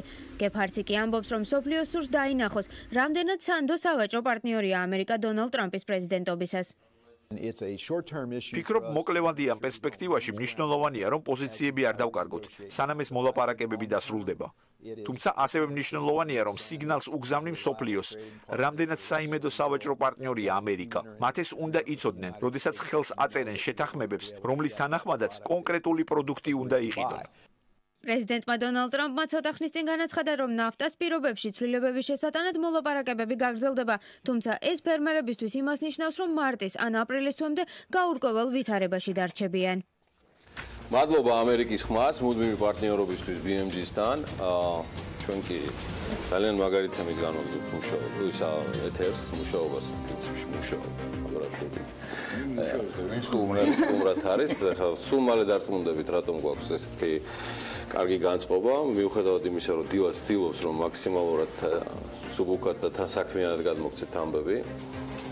ძალიან მაგარი ამბავი იქნება 27-28 იანვარს, სად რა და როგორ, ამაზე უკვე მოდი სტუმრებთან ერთად გავშლი ეჭვი მაქვს, რომ უფრო უკეთ გამომივა ამ ყველაფრის პრეზენტაცია. დავით ლაბაძე არის ჩვენთან ერთად. ამპლუა განსხვავებულია და დაგვერიეთ სატნებს, ვისაც ბლოკჩეინი და განვითარება გვიყვარს. ამ შემთხვევაში დავით ლაბაძე ასოციაცია ბლოკჩეინ საქართველოს წარმოადგენს, იგი მისი დამფუძნებელია და მმართველი პარტნიორი. და ჩვენთან ერთად არის ასევე ყოველთვის რო გვიხარია მისი მასპინძლობა მარიამ ლაშხი, ინოვაციების და ტექნოლოგიების სააგენტოს საერთაშორისო ურთიერთობების დეპარტამენტის უფროსი. ჯიტას სახელით უკეთ ცნობთ ალბათ ამას, მაგრამ რა მნიშვნელობა აქვს? საოცარი ხალხია დღეს ჩვენთან ერთად და დილამშვიდობის. დილამშვიდობის. თქვენი ხმა ბატონ დავით უკვე გაგონილ იქნა ჩვენი მაყურებლების მიერ, როცა ფაქტიურად შესავალში უკვე შევამეხიდეთ. მიხარია რომ ხარ ჩვენთან ერთად და მიხარია რომ აი ძალიან მაგარ კლუბს, რასაც ბლოკჩეინი, ბიტკოინი, ეთერიუმი და ქვია შემოვერთით ზმანი მისნი და დანი მისნის შემოვერთით და ასოციაცია რატომ გადაწყვიტე რომ ჩამოგეყალიბებინათ და რა ხალხი ხართ ამ ასოციაციაში გაერთიანებული? ვინ ხართ? უცნაური ხალხი შევიკრიბეთ. რამდენიმე უბრალოდ შაშან წინ რაღაცა აი ამ საქმით რო დავინტერესდი, ინფორმაცია ბევრი არ იყო. და ესე ინფორმაციის მძებნელები ერთმანეთსაც აწყდებით ამ ძებნის პროცესში და რამდენიმე ადამიანი შევიკრიბეთ, რომელიც რაღაცეებს ერთად გაფუჭება გინდათ. ერთნაირად ვფიქრობდით ამ გაფუჭებაზე, ერთნაირად გეგმავდით და აი ესე შაშან ჩამოვაყალიბეთ ეს ასოციაცია.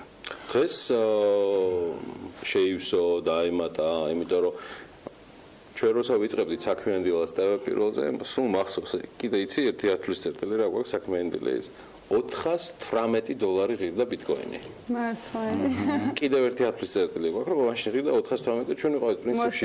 ხო, ერთად არა, ვერ მოვასწარეთ, თუ ხედავთ ყველაფრისა. იგი 2016 წლის ბოლოს. დაახლოებით ესეთი პერიოდია, ანუ ზაფხულის და ზაფხულ უკვე რაცა გადმოვარდით და ეგ იყო ათო, მაგრამ ვიყავით და ვრჩებით, ვატყობ ერთადერთი, ვინც კრიპტოვალუტებს მაქსიმალურ საინფორმაციო უზრუნველყოფას უწევს, ვერ ვიტყოდი. ცნობადობას ამაღლებთ. კი ბატონო.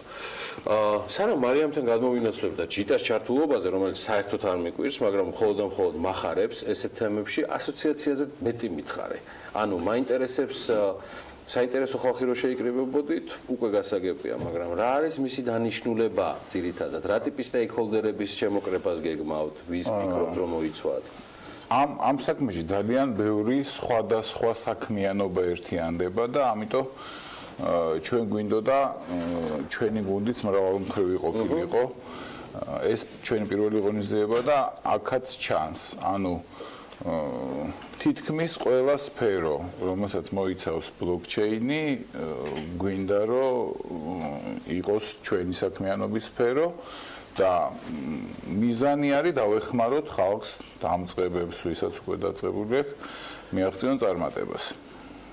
თან ერთხელ და სამუდამოდ ალბათ გაიგონ რა არის ბლოკჩეინი, რომელიც პრინციპში მე არ ვიცი სფერო არის და თუ რომელსაც შეიძლება ბლოკჩეინი არ და ვერ შეეხოს მომავალში. მე პირობას გაძლევთ, რომ ყველა ადამიანამდე მოვა ბლოკჩეინი. და ეს რაღაცა რომ აი ჩემ ბავშვი იმ წელს დაიბადა ბიტკოინი რო 2000 ღირდა. ფაქტობრივად ჩემ ბავშვს საქმიანი დილას 412. ჯიტამდე როგორ მოვიდა ეგ ამბავი? ჯიტამდე როგორც იცი, როგორ ამოვიდა. ეი კოლიმ. ბლოკჩეინი აღმოცენდა, როგორც იცი, ეკონომიკის სამინისტროს ინოვაციების სააგენტო მუდმივად თამდებთ ახალ ტექნოლოგიურ გამოწვევებს და ბლოკჩეინი ეს სისტემა არის, რომელზეც კიდევ უფრო მეტი ცნობადობა უნდა ამაღლდეს და არის ტექნოლოგია, რომელიც ინტეგრირდება, როგორც ახსენე, ყველა სფეროში, სექტორში, იქნება ეს საჯარო თუ კერძო სექტორი. ძალიან მნიშვნელოვანია, ხშირად ხდება, რომ თუნდაც იგივე ბლოკჩეინს ბიტკოინთან ასოცირებენ ხოლმე და მინდა რომ აი ამის უფრო მეტი ინფორმაცია მივაწოდოთ. მას შესაძაც თქვათ რევოლუციური არა კრიპტოვალუტა, არამედ ის ტექნოლოგია, რომელიც ამყარებს და თუ თქვათ სხვა ვალუტების გამყარება არის ოქრო და ასე შემდეგ, ეს არის ტექნოლოგია ისეთი დაცული, რომელიც ამყარებს ამ ბიტკოინს. მაგრამ ბლოკჩეინი კიდე მნიშვნელოვანია იმით, რომ ხდება ძალიან ბევრი რაიმის ინტეგრირება ბლოკჩეინზე და ახლა ამ ღონისძიების ფარგლებშიც გვინდა რომ გავარკვიოთ ის მიმართულებები, სად შეიძლება ინტეგრირდეს და საჯარო სექტორიც იყოს ერთ-ერთი პიონერი და უკვე გვაქვს ამის მაგალითი საჯარო რეესტრის სახით, რომელიც უკვე ინტეგრირება მოახდინა მისი სერვისების. სახელმწიფო სერვისებში ძალიან ბევრგან შეიძლება ამ ბლოკჩეინი ტექნოლოგიის ინტეგრირება.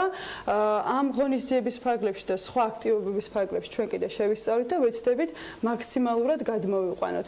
საქართველოს ზოგადად ძალიან დიდი მიღწევები აქვს ამ მიმართულებით და უკვე ჰარვარდის ბიზნეს სკოლაშიც კი ასწავლიან საქართველოს როგორც ესეთი ასე ვთქვათ მაგალითი case studies განხილვა ხდება საქართველოსი ბლოკჩეინის ამ ჰარვარდის кейსზე ზუსტად ის მჭირს რაც ბიტკოინის ფასზე ხო იცით რო წავეკითხე და მეც მახსენეს. აი ზუსტად ეგ ამაქვს, იმიტომ რომ მაიკლ ვაისი როცა იყო ჰარვარდის პროფესორი ჩამოსული, მახსოვს ის ერთი დღე რომელიც ერთად გავატარეთ, მართლა არ მჯეროდა რომ ჰარვარდი кейს, ну შეიძლება кейს სტადი გააკეთო, მაგრამ ეს როა ესე ხა უკვე ოფიციალურად და მთელი ამბავი ძალიან მაგარი ამბავია. მეორე მხრივ ნახე საქართველოსდან რო ხარ ჰარვარდში ჩასული აფხელა ფული რო გადახდი და საქართველოს რო გასწავლი და მე რო გადავუშ აი საქმეო ბლოკჩეინ ვიკენდი შეიძლება ამ 10 12 15 თემის გასაშლელად საკმარისი იყოს იმის გამო რომ ესეთი არის დღის წესრიგი თუმცა პირველად მე მგონია რომ ეს მაინც დასაწყისია. რა თქმა უნდა. მე ვიცი. სიმართლე გითხრა ეს არის შეკუმშული ვარიანტი. შეკუმშული კვირეული. ოკეი. იმიტომ რომ თავიდან იდეა იყო გაგვეკეთებია ბლოკჩეინ კვირეული. კვირეული, ხო? გავითვალისწინეთ ის. თქვენ ხა იმას გაითვალისწინებთ რომ ვიკენდზეც სივაჭრება კრიპტოვალუტები და ბარემ იქ და ყველაფერი ერთად არა, ხო? გავითვალისწინეთ რომ სამუშაო დროს ერთი კვირა ძნელია მოწყდა ყველაფერს და წახვიდე და ვისაც საქმე არ აქვს მარტო იმ ხალხის შეკრებაც არ გვინდოდა და ამიტომ შაბათ გვერდით გადავიტანე. გეგმები გაქვთ ვიცი კიდე, იმიტომ რომ ეს არის დასაწყისი მხოლოდ ვიკენდი, ხო, მარიამ ესეა. ეს არის ვიკენდი დასაწყისი, შემდეგ უკვე მოვახდენთ შესწავლას, მოხდება ასე ვთქვათ კონცეფციის ჩამოყალიბება, შეიძლება ეს მერე უკვე სტრატეგიის სახით გადავიდეს, მაგრამ ჯერ იქნება საჭიროებების იდენტიფიცირება, შესწავლა და უშუალოდ ჩვენი ინტერესი არის საჯარო სექტორის მომსახურების სფეროებში, სად შეიძლება პოტენციურად ინტეგრირება მოხდეს და მაქსიმალურად ვეცდებით, რომ იმ საჯარო სექტორებიდან ჩავთოთ დაინტერესებული მხარეები და ანუ ამ ეტაპზე საჯარო სექტორის წარმომადგენლები იღებენ მონაწილეობას თუ არა, ანუ ინტერესის დონეზე თუ აი მათ ჩართულობის ხარისხი რა იქნება? ამ ეტაპზე არის დასწრების სახით და იქნება ეს უბრალოდ ინტერესი და ცნობადობის ამაღლება, შემდეგ უკვე შემდეგი აქტივობებით მოვახდენთ რაღაცა საჯარო რეესტრმა შეიძლება აქეთ გვასწავლოს დავით მედაში რაღაცეები, იმიტომ რომ ისე წინ წავიდნენ. მე რო საჯარო რეესტრი მუშაობდი, ბლოკჩეინი არავინ არ ვიცოდით რა იყო, რა თქმა უნდა შეუძლია გვასწავლოს. ამ ღონისძიებაზე გამოსვლები არიან საჯარო სექტორიდანაც, მაგრამ დამოუკიდებელი გამოსვლები არიან ამ შემთხვევაში. ეს არ არის რაღაც პროფესიონალების თათბირი. ეს არის ღონისძიება ყველასთვის, სადაც ნებისმიერი დამწყები რა ვიცი, საერთოდ თუ არაფერი ასმენია, მოვიდეს და რაღაცა გაიგოს. ის ღია ყველასთვის. კი, რეგისტრაცია გუშინ დავიწყეთ. ინტერესი საკმაოდ მაღალი აღმოჩნდა, ანუ საღამოსთვის არ მithქვამს შენთვის შევწყვიტეთ რეგისტრაცია, იმიტომ რომ დარბაზი გაგვევსო. ეხლა არც ის გვინდა რომ ვინც მოვახერხზე დავაყენოთ და ადგილი არ დახვდეს, ამიტომ ეხლა ყველა დარეგისტრირებულს გაუგზავნით შეწყობინებას რომ დაადასტუროს და თუ იქნა ადგილები განვაახლებთ. ანუ ინტერესიც საკმაოდ დიდია რა. ეს სფერო მართლა დასაქმების და თვითდასაქმების კარგი საშუალება აღმოჩნდა ძალიან ბევრი ადამიანისთვის და ეს ადამიანებიც კი ვინც ამაში უკვე ჩართულები არიან, მაინც ინფორმაციის ნაკლებობას განიცდიან. ამდენად ეს ბევრს მოიხმარს არ შეიძლება. ხო, მაგრამ რაღაცას გამორთავდა ამას ჩართავ. ის მაგრამ არ არსებობს რომ მეტი გავაკეთოთ და რაღაცა არა, ბევრდენს მოიხმარს. ლაივ სტრიმინგიც გვექნება, ისინი ვინც ვერ მოახერხებენ და BMG-სთვისაც იქნება ადგილი დამჯერე დაუცილებლად მოვა. აუცილებლად. საიმისოდ რომ ეს ყველაფერი გავაშუქოთ. მე მინდა რაღაცა ფორმით შევთანხმდეთ ამის follow-up-ზე. ანუ გარდა იმ გეგმებისა, რაც ინოვაციების სააგენტოს აქვს, დავით, საუბარია თვითონ ასოციაციაზე, რომელიც ალბათ უფრო დააკონკრეტებს დღის წესრიგს ამ ვიკენდის შემდეგ. ექნება ალბათ რაღაცა უკვე ნაფიქრი შემდეგ ნაბიჯებს. ზუსტად ისე როგორც ჯიტა, ჩვენც გვინდა კი ყველაფერი გინდა კარგია, მაგრამ გვინდა დავკონცენტრირდეთ რაღაცაზე და ეს იქნება ჩვენი პირველი შეხვედრა აუდიტორიასთან, სხვა შორის ჩვენს გარდა კიდევ ორი ორგანიზაცია იღებს მონაწილეობას, სამთავრობო ეს არის blockchain systems ინსტიტუტი და bitcoin embassy georgia. გვინდა რომ რაღაც სამიზნე ჯგუფები ამოვირჩიოთ და იქ ჩვენი ქმედებები დავაკონცენტრიროთ. ანუ ჩვენთვისაც ეს პირველი ვიკენდი რაღაცა შედეგების გამოსაყრად. ძალიან მიხარია რომ იქ სამიზნე ჯგუფი და სამიზნე აუდიტორია არის ძალიან ფართე. ძალიან მიხარია რომ საქართველოს არის რუკაზე როგორც ნომერ პირველი რომელმაც ბლოკჩეინ ტექნოლოგიები დანერგა სახელმწიფო სტრუქტურებში გულისხმობ იუსტიციის სამინისტროს საჯარო რეესტრს და ძალიან მიხარია რომ საქართველოს ყველა რეიტინგში მესამე არის რომელიც განსაკუთრებულ პირობებს უქმნის მაინერებს მთელ სოფლიოში. მე ეს მიხარია და თქვენ მიგიხარეთ. სხვა ბევრ სფეროს გავიხსენებ, სადაც მესამე ვართ. და თან რა ხალხში ვართ მესამე? მაპატია და იმაში სადაც შენ მუშაობდი, ჩინეთი. და სადაც შენ მუშაობდი საჯაროში, ის აბსოლუტურად პირველი თემა. აბა რამ შემოიყვანა ჰარვარდი აქ. ნამდვილად. იქ პირველები. ზუსტად საჯარო რეესტრის кейსის გამო ვარ ჩვენ იქ მოხვედრილი. ჩვენ შევაჯერებთ ამას ყველაფერს შაბათ-კვირას და მე ყველაფერს ერთად გადავცემთ. ჩიტასაც გეგმები ექნება. დარწმუნებული ვარ, რომ ბლოკჩეინ ტექნოლოგიებთან დაკავშირებით მომავალში. აუცილებლად ჩვენც გვინდა რომ ერთ-ერთი პიონერები ვიყოთ ამ მიმართულებით და ეხლა ზუსტად აი ამის შესწავლას ვახდენთ და მე უკვე სურპრიზებსაც გაგაცნობთ თქვენი ეთერის საშუალებით. წარმატებები ბლოკჩეინ საქართველოს მის დამფუძნებელს მადლობა მობრძანებისთვის სტუდიაში დავით ლაბაძეს და მარიამ ლაშქს ინოვაციებისა და ტექნოლოგიების სააგენტოს საერთაშორისო ურთიერთობის დეპარტამენტის უფროს. მოკლე პაუზა და BMG-ს გუნდი უკვე დაგიბრუნდება საკმაოდ საინტერესო თემებით. ამინდის პროგნოზის სპონსორია SEU დეველოპმენტი.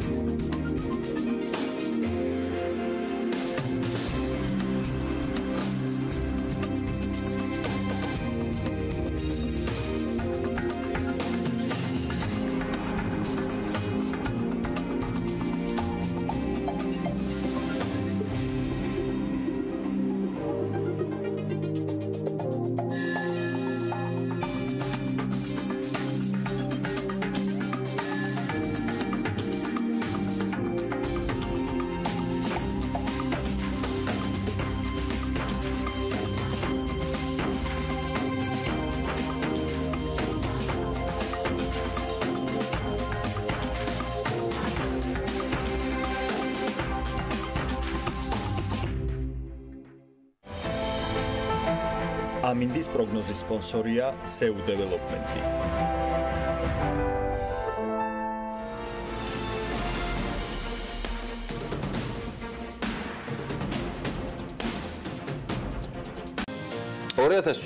წელს მედიაში ყველაზე აქტიურად საბანკო სექტორი შუქდებოდა, რატო არ მიგვეშნეთ ამის შესახებ საუბარი. საკონსულტაციო სამარკეტინგო კომპანია IPM-ის მორი კვლევაშია, რომლის თანახმადად წელს მედიაში ყველაზე მეჯერ ქართული კომპანიებიდან TBC ბანკი ახსენეს, ანუ მასზე დაახლოებით 9190 სტატია სიუჟეტი მედია პროდუქტი მომზადდა.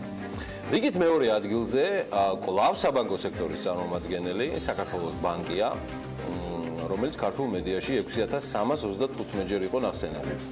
კიდევ რომელი კომპანია აქტიურობდა და დასახელდა ამ აღნიშნულ რეიტინგში თემაზე საუბარს. უკვე მარიამ ადამიანთან ერთად გავაგზავნებ მარიამ დილამშვიდობის მიხარია რომ ხართან ერთად. გიორგი, რიგით მესამე ადგილზე IFM-ის კვლევაში მოხვდა სამედიცინო კორპორაცია EVEX-ი, რომელზეც 4234 ჯერ მომზადდა მასალა. მას მოყვება ცენტრპოინტი, რომელიც 2017 წელს 2225 ჯერ ახსენა ქართულმა მედიამ, თუმცა გამოვლინების გარდა მნიშვნელოვანია თუ როგორ ტონში მოხდა კომპანიის გაჟღერება და როგორ პოზიციონირებდნენ ისინი მსმენელისა თუ მკითხველის გონებაში. მაგალითად, იგივე ცენტრპოინტი ავიღოთ, მართალია ერთ-ერთ ყველაზე აქტიურ კომპანიათა ხუთეულში მოხდა, თუმცა მას 97%-იანი ნეგატიური გამოვლინების მაჩვენებელი ახასიათებს.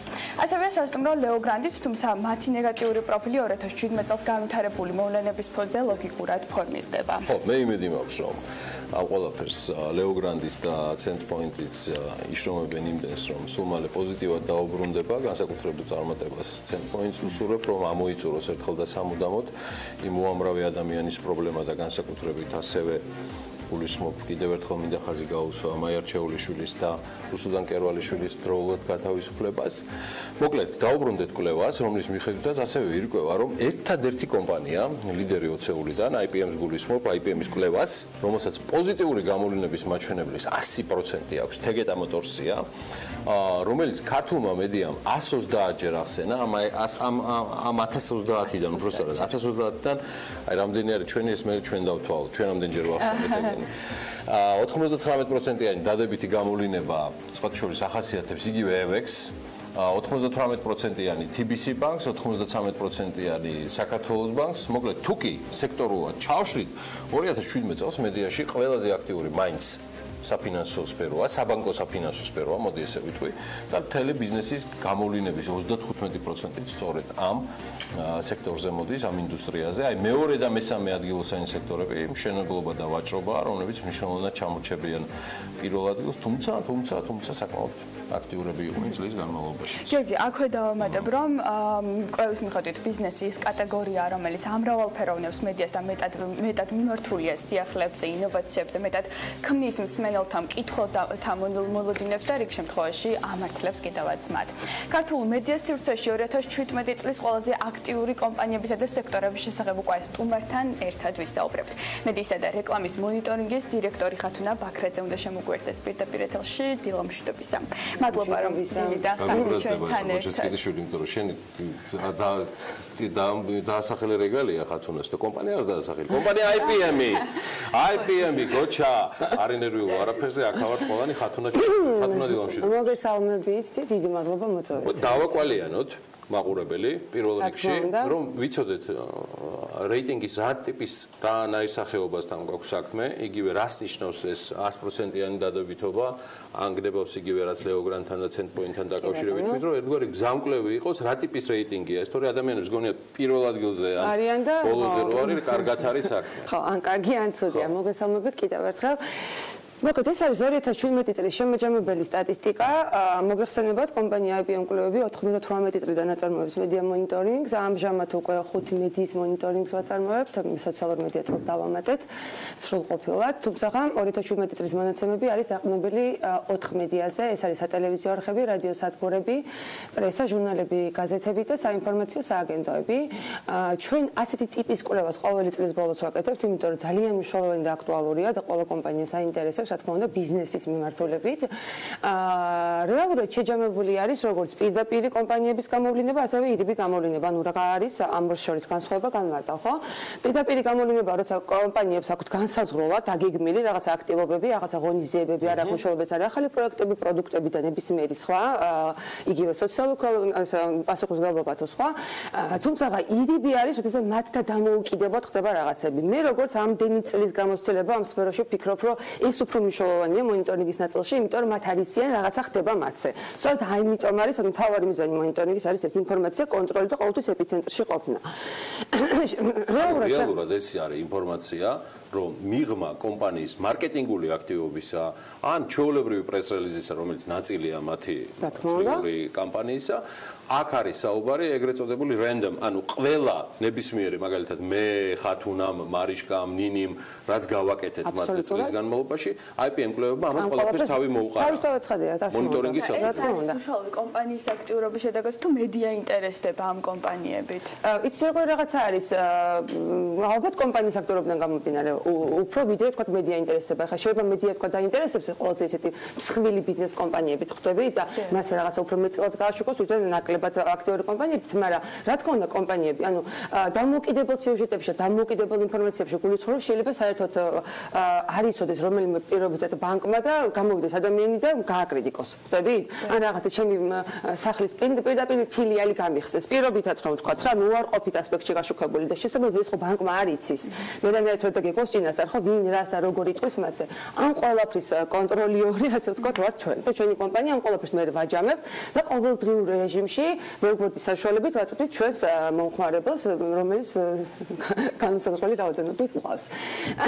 და სწორედ იმას ვამბობდი, ანუ გავაგრძელებ აი ამ სტატისტიკას, რომ აქ არის დაჯამებული როგორც პირდაპირი გამოვლინება, ასევე ირიბი გამოვლინება და ჯამში ოცეულში მოხდნენ შემდეგი კომპანიები, რომლებიც თქვენ უკვე ჩამოთავთ. გამოხმაურება როგორია, როგორც საზოგადოების მხრიდან, ასე უშუალოდ იმ კომპანიების მხრიდან, რომლებიც რეიტინგში მოხვდნენ? იცით რა არის? აი ამ კომპანიებიდან, რომლებიც ამ ოცეულში მოხვედრილი უმეტესი ნაწილი არის ჩვენი ხელმომწერი. ისინი ყოველდღიურად აკვირდებიან და აკონტროლებენ ამ შედეგებს. აქედან გამომდინარე ის, რომ თქვა ვიღაცას მეტი ნეგატივი, ან მეტი პოზიტივი, ან ნაკლებად, ან არ მოხდა ოცეულში, არანაირი პრეტენზია არ აქვს და მეც ექნებათ ხო ლოგიკურია. იმიტომ რომ ჩვენ ავართ მონიტორინგი, ანუ ჩვენ არაფერს ჩვენით არ ვიქმნით, არ რაღაცა წერთ, უბრალოდ შედეგებს ვაჯამებ და მე იმაზე უკვე კვლევას ვაკეთებ. ამ მონიტორინგში ხათუნა გამისწორებს თუ მეშლება, მოხდება მაგალითად, აი წარმოვიდგინოთ, შემდეგი ჩართვა აქვს ნინი ლონგურაშვილს აბსოლუტურად სხვა თემაზე, მაგრამ წარმოვიდგინოთ, რომ არასაჯარო სექტორზე, აქ არამედ კერძო სექტორზე და იქაც თუ ახსენა რაღაცა ფორმით TBC ბანკი, ან საქართველოს ბანკი, რომელიც არ არის და არ იყო დაგეგმილი მაგალითად არც TBC ბანკის მარკეტინგული და შესაბამისად კომუნიკაციების სამსახურის მიერ მეორესი BOGC, ეს ჩვეულებრივ მოხდება IPM კვლევებში და მიუვათ მათ მონიტორინგის სახით, რასაც მე მგონი სატელევიზიო რეკლამებზე მეტად აკვირდებიან. ზუსტად ასე. სექტორებადაც თუ რომ ჩავშალოთ, როგორც ხედავთ, ყველაზე აქტიური წელს საქმიანი საბანკო სექტორია. რომელიც ანუ დაახლოებით მაინც მსგავსად აქტიური სექტორი წლის განმავლობაში. არანაკლებ აქტიური სექტორია, სადაზღვევო სექტორი, ფარმაცევტული სექტორი არანაკლებ აქტიური არის, რომ იცოდეთ, ანუ ასე ხუთეულში შეიძლება მოიხსენიოთ აი ეს ფინანსური სექტორი, ფარმაცევტული სექტორი, სხვადასხვა უძრავი ქონება წამოვიდა ძალიან კი ბატონო და ხო თავისთავად წინა წლის მაჩვენებლებს თუ შეგვიძლია რომ შევარდაროთ არ მაქვს ასე ანუ ამ პროცესებში შედარებით ხო ანგარიში თუმცა ხა გაკეთებული გვაქვს ეს ყველაფერი რამდენადაც IPM-ის ვებგვერდზე ნამდვილად არ მახსოვს მაგრამ რომ ცოდნოდე რა აუცილებლად წამოვიდეთ ხათუნა მაგის დეტალი არ არის მე სხვა დროს ჩავშალოთ ეს თემა მაგ კომუნიკაციის პრობლემა BMG-ს და IPM-ს ნამდვილად არ აქვს მათი აქტივობა ბიზნეს სექტორის თქვენი დაკვირვებით ამდენი წელია ამ სფეროში ხართ იზრდება ანუ იზრდება თუ არა მათი პოზიციონირება ერთია რასაც ჩვენ თქვათ პროფილური მედია იმიტომ რომ ჩვენი ინტერესი სწორედ ეს კომპანიებია მათზე ინფორმაციის მიწოდება მაყურებლისთვის და მსმენელისთვის და მეორეა თავად კომპანიების აქტივობა აი გამოჩნდა თუ არა რაიმე წლების განმავლობაში კვლევაში რომ მაგალითად IPM კვლევებს შეუძლია თქვას რომ ეს არის მზარდი ტენდენცია რომ კომპანიები მათი კორპორატიული მოწყობიდან გამომდინარე ორგანიზაციული სტრუქტურიდან მეტ ყურადღებას უთმობენ საზოგადოებასთან კომუნიკაციას. მე მესმის ახლა ჯანდაცვის სექტორის, მესმის ფარმაცევტული კომპანიების ეს პირდაპირ სრული კოლერაცია, მაგრამ სხვები იზრდებიან. თავისთავად ცხადია, ზღვის ტენდენცია ნამდვილად არის, იმიტომ რომ რაღაც სხვადასხვა მიმართულებებით დაიწყეს მუშაობა იგივე ბიზნეს კომპანიებმა, სოციალური პასუხისმგებლობა კიდევ უფრო მაღლა ავიდა, რაც იმას გულისხმობს, რომ ტენდენციას თუ გადავხედავთ, წლების წინ იყო პირობითად რომ ვთქვათ, საშუალოდ 40-50%-ის რა თქმა უნდა გასწრება. შემიძლია თუ გექნებათ სურვილი მე ამის ანგარიში გავაკეთო ანალიზი და მე გამიგიგზავნოთ იმიტომ რომ თქვენს გაგიკურდებათ და გარდა ამისა უძრავ ქონებაზე იმიტომ გამომახული ყურადღება რომ წლების წინ საერთოდ არ ქონდა გამოვლინება სამშობლო კომპანიებს ერთგვარად იცით როგორი კრიზისი იყო და წელს ხედავთ რომ ცელშიც არის.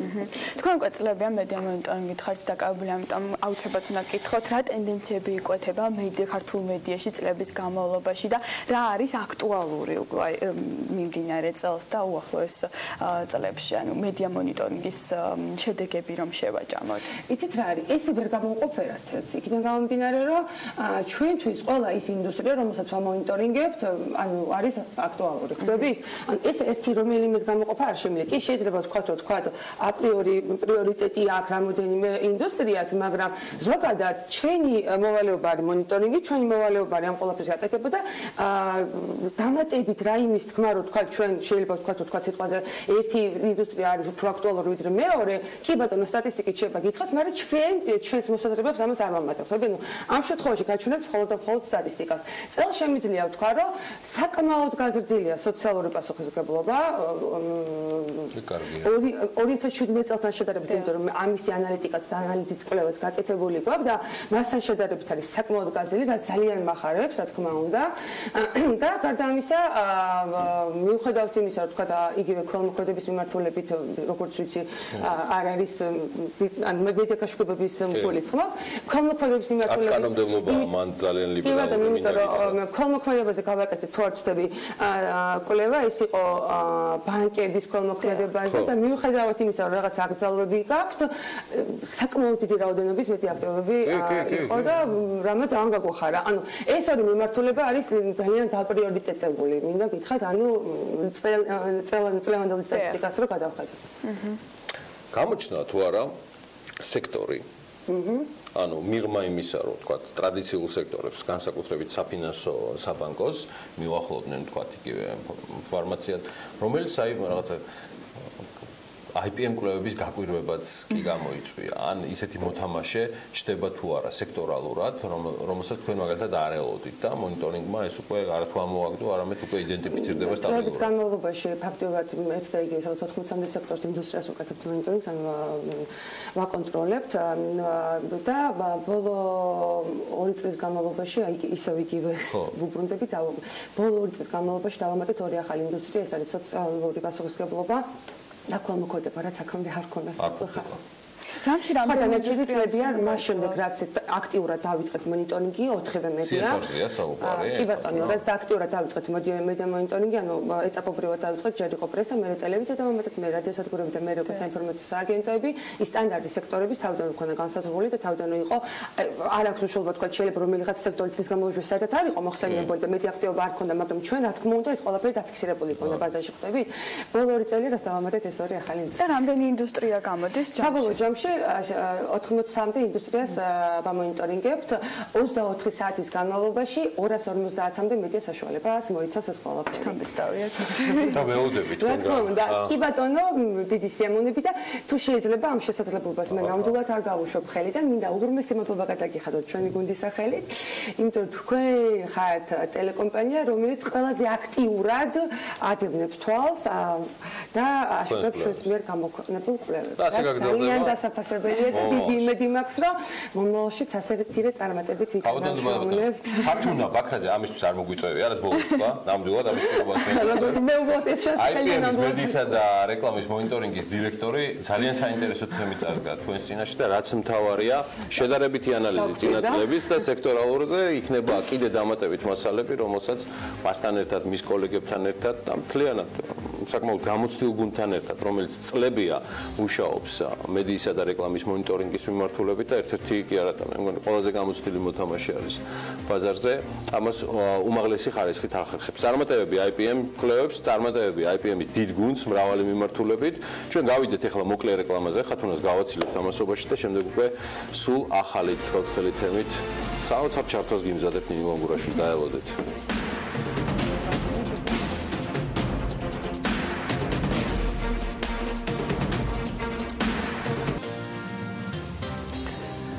პარლამენტარების საკანონმდებლო საქმიანობით გუშინდელიდან მოყოლებული დაინტერესდა ჩვენი გამორჩეული რეპორტიორი ელენე გოგბერაშვილი და საქმის კურსის მაყურებლისთვის მეცხრე მოწვევის პარლამენტარების ერთწლიან საქმიანობაც შეაჯამა. თან ისეთ დეპუტატებს გაგვაცნობს, იდეაში, რომელსაც 1 წლის განმავლობაში საპარლამენტო ტრიბუნა ერთხელაც კი არ გამოუყენებიათ.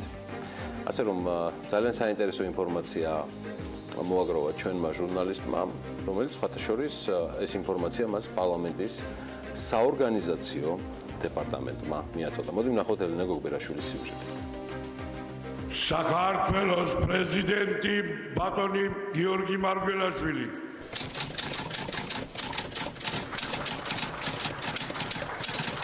ეს იყო 1 წლისი, როდესაც ხალხის მიერ არჩეულმა 150-მა დეპუტატმა კანონმდებლის მანდატი მოირგო.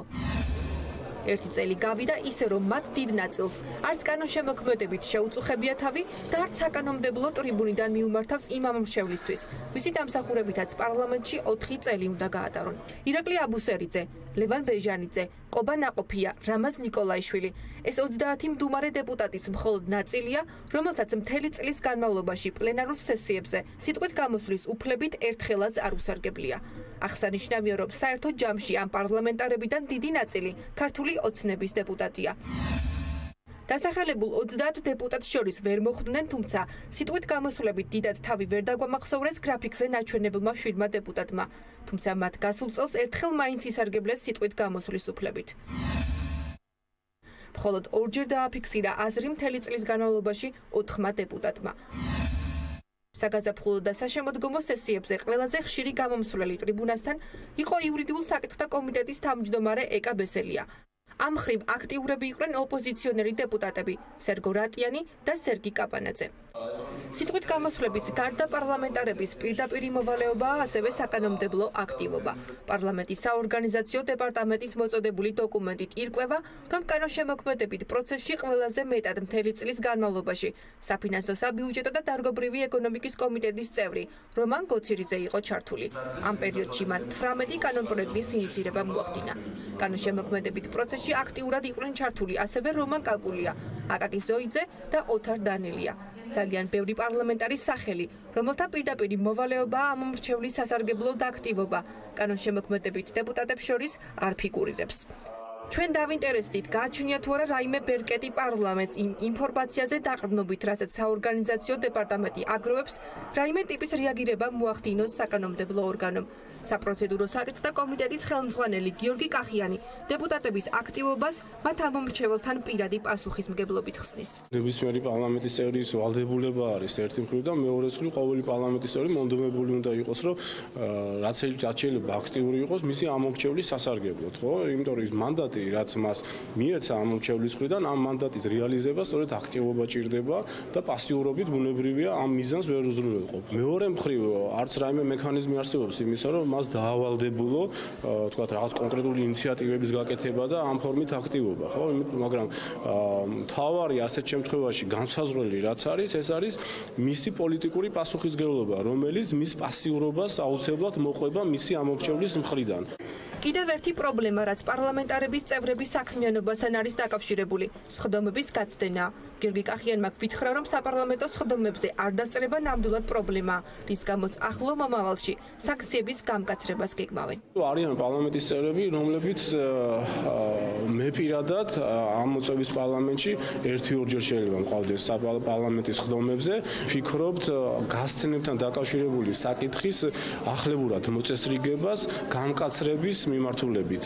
საპარლამენტო სხდომებზე არ დასწრება შესაძლებელია შესაბამისი სანქციით იყოს, ხო, ესე ვთქვათ, დარეგულირებული და მოქმედი რეგლამენტი ამას ითვალისწინებს შესაბამის სანქციებს, მაგრამ ამ სანქციების გამკაცრებაზე არის კიდევ საუბარი, არასაპატიო მიზეზით სხდომების გასცდენებზე, ეს არის ფულადი სანქციები, დიახ, როდესაც ხდება პარლამენტის წევრისთვის ხელფასის შესაბამისი ოდენობის დაქვითვა. იქიდან გამომდინარე, რომ მთელი წლის განმავლობაში დეპუტატების არც თუ ისე მცირე ნაწილს, არც კანონშემოქმედებით გამოუჩენიათ თავი, არც საპარლამენტო ტრიბუნით მიუმართავთ საკუთარი ამომრჩევლისთვის უფრო მეტიც, მათი დიდი ნაწილი ხშირად აცდენ და კიდეც სხდომებს. ლოგიკურად ჩნდება კითხვა, რაში იღებენ ისინი თანამდებობრივ სარგოს. მადლობა კიდევ ერთხელ ელენე გოგბერაშვილს იმისთვის, რომ ესე ხარისხიანად და პროფესიულად ასრულებს თავის თავარ ფუნქციას და დანიშნულებას, ანუ უზრუნველყოფს მაღალხარისხიანი ინფორმაციით ჩვენს მაყურებელს და მსმენელს. სხვა შორის არანაკლებ საინტერესო ინფორმაცია მოგიმზადათ ჩვენმა კიდევ ერთმა რეპორტიორმა, ნინი ლონგურაშვილმა. ჩვენ დიდხანს ვფიქრობდით თუ რა ფორმით მოახდენდა ნინი, ანუ რა მედია პროდუქტით მოახდენდა ამ ყველაფრის პრეზენტირებას თქვენთვის და არც მეტი არც ნაკლები გადავწყვიტეთ, რომ ისიც ამ შემთხვევაში ლაივ რეჟიმში ჩაგვერთოს და ერთგვარი პრეზენტაცია მოახდინოს ძალიან საინტერესო სტატისტიკისა, ხარჯებისა, რომელიც ერთხელ და სამუდამოდ თავს უყრის ყველაზე ხმაურიან ხარჯს, ერთ-ერთ ყველაზე ხმაურიან და ტირაჟირებულ ხარჯს 2017 წელს და ეჭვი მაქვს, რომ ეს ტრადიცია წლების განმავლობაში დამკვიდრებული 2018 წელსაც გაგრძელდება. კარგი, აღარ გავაგრძელებ მეც. მივესალმები ნინი ლონგურაშვილს, ნინი დილამშვიდობის. მშვენივრად გამოიყურები ჩვენი ახალი, შედარებით ახალი ლოკაციის ფონზე, რომელიც მე შენ და პატრიცემმა თვით დავით ქართველიშვილმა შევარჩიეთ გუშინ. აბა ნახოთ როგორი პრეზენტაცია გამოგვივა, დარწმუნებული ვარ რომ როგორც ყოველთვის საინტერესო და მიმზიდველი იქნება. დილამშვიდობის გიორგი, მივესალმები საქმიანი დილის მაყურებელსაც. მე მაინტერესებს ლოკაცია არის მშვენიერი თუ მე პირველ რიგში. ხო, ნუ ამასთან დაკავშირებით შენ არ მოისაკლისებ ასე შემთხვევაში არც იმას რა ქვია კომპლიმენტებს შენთან დაკავშირებით და კიდევ ერთხელ მიიღე ჩემი საჯარო კომპლიმენტი პირდაპირ ეთერში. მადლობა. არანაკლებ საინტერესო სიუჟეტის შემდეგ და ზარმაცი პარლამენტარები, როგორც ელენე გოგბერაშვილმა აღნიშნა, ასევე შეიძლება ითქვას, რომ ზარმაცი თანამდებობის პირებზე გვაქვს ჩვენს ჩართვა, რომლებსაც შეიძლება ეზარებათ ცოტა უფრო მეტად 15 წუთით ადრე დილით ადგომა იმისთვის, რომ საჯარო ტრანსპორტით გადაადგილდნენ და ამისათვის მათ ჭირდებათ ჯიპები. მოკლედ ასე ჩართვის წინ მინდა ვთქვა, რომ სახელმწიფო აუდიტის სამსახურის ანგარიშში გიორგი არ არის მოცემული თავდაცვის სამინისტროს, ასევე სახელმწიფო სიპებისა და აიპების და თბილისის გარდა სხვა ადგილობრივი თვითმმართველი ორგანოების საკუთრებაში არსებული ავტოპარკის მოცულობა, რაც ნიშნავს იმას, რომ აღნიშნული რიცხვი რეალურად უფრო დიდია. პირდაპირ საქმეზე რომ გადავიდეთ და მაყურებელს უთხრათ თუ რაშია საქმე, საქმე იმაშია, ჩემო ბატონებო, რომ სახელმწიფო აუდიტის ანგარიშის მიხედვით შინაგან საქმეთა სამინისტროს 2016 წლის 31 დეკემბრის მდგომარეობით 1846 ავტომობილი სატრანსპორტო საშუალება ემსახურება, რომლის ჯამური ღირებულება 34.4 მილიონი ლარია და ეს ყველაფერი შენახვის, ამ ყველაფრის შენახვის წლიური ხარჯი არის 11 მილიონი ლარი. აქვე ხაზგასმით მინდა ვთქვა, რომ მთავრობის დადგენილების მიხედვით შინაგან საქმეთა სამინისტროს 25 განპირობებული ავტომობილის ყოლის უფლება აქვს. თუმცა ფაქტობრივ სარგებლობაში მათ სამსახურში 630 ავტომობილი ფიქსირდება. ჩაშლილად ეს ყველაფერი კი ამ ციფრებით იკვეთება. შინაგან საქმეთა სამინისტროს 1846 ავტომობილი ჰყავს, გარემოს დაცვას 400 ავტომობილი, განათლების სამინისტროს 390 ავტომობილი ემსახურება, ჯანდაცვის სამინისტროს 378 ავტომობილი, სოფლის მეურნეობის სამინისტროს 331 ავტომობილი ემსახურება. ასევე სასჯელ აღსრულებას ემსახურება 284 ავტომობილი, თბილისის მერიას 291, ინფრასტრუქტურის სამინისტროს 154, ეკონომიკის სამინისტროს 117 ავტომობილი, კულტურის სამინისტროს 102, პარლამენტს კი 98 ავტომობილი. ეს ყველაფერი კი შემდეგ სამინისტროებზე უკვე ციფრები კლების მიხედვით მიდის. ჩვენ ეს ყველაფერი გრაფიკაში ვერ ჩავატიეთ, რადგან საკმაოდ ბევრი სამინისტრო არსებობს საქართველოში. ჩართვის დასასრულს მცირე შედარებად შეგვიძლია გავაკეთოთ, მაგალითად თბილისის მერია მოიხმარს 291 ავტომობილს. აი მაგალითად ლონდონის წარმომადგენლობითი ორგანო და ვილნიუსის მერია არც ერთს. ამასთან ერთად თბილისის მერიის მიერ გამოყენებულმა ავტომობილებმა პირველ ორ თვეში 118 ტონა ბენზინი მოიხმარეს. მის ავტოპარკის შემადგენლობაში კი არც მეტი, არც ნაკლები ისეთი მანქანები შედიან, როგორიც არის მაგალითად Toyota Land Cruiser. ასევე Hyundai Sonata და Kia სხვადასხვა მოდელი და ასე შემდეგ. რა ხდება ამ დროს დიდ ბრიტანეთში, როდესაც ჩვენი თანამდებობის პირები აი ამ მანქანებით გადაადგილდებიან. გარდა იმისა, რომ ისინი სამსახურებელ ავტომობილებს არ მოიხმარენ, იშვიათი გამონაკლისის გარდა ლონდონის მერი და კოლეგიის სხვა წევრები საჯარო ტრანსპორტით გადაადგილდებიან. ყოველგვარი იქნებოდა კარგი, იქნებოდა ხარისხიანი და რაც თავარია იქნებოდა მიმზიდველი. აი ესეთი იყო ნინი ლონგურაშვილი და ესეთი იყო მისი პროდუქტი, რომელსაც სიუჟეტის სახით საქმის კურსის საღამოს გამოშვებაში აუცილებლად ნახავთ და ეს იქნება ერთგვარი გაგრძელება იმ თემისა, რასაც ჩვენ მუდმივად ვაკეთებთ და გავაკეთებთ მომავალში. ეს ეხება გადასახადის გადამხდელთა უფლებების და მათი თანხების სრულად დაცვა, გადასახადის გადამხდელთა თანხების დაცვა, გადასახადის გადამხდელთა უფლებები და ისინი მაგაზე სხვა მიდარბოს. ჩემი პრობლემა ნამდვილად არ არის და არც იქნება. კარგი, გავიდეთ ახლა რეკლამაზე და სულ მალე რამდენიმე წუთში დაგიბრუნდებით რეკლამის შემდეგ. ნინო ზამბახიძე ემზადება ძალიან საინტერესო თემით თქვენთან ჩართვისთვის, მისი სტუმარიც ადგილზეა მასთან ერთად და სულ მალე ნინო ძალიან საინტერესო თავის რუბრიკას წარმოგიდგენთ, მანამდე კი თათია ჩაფიჩაძის საინტერესო სიუჟეტიც გელით. ამინდის პროგნოზის სპონსორია SEU დეველოპმენტი.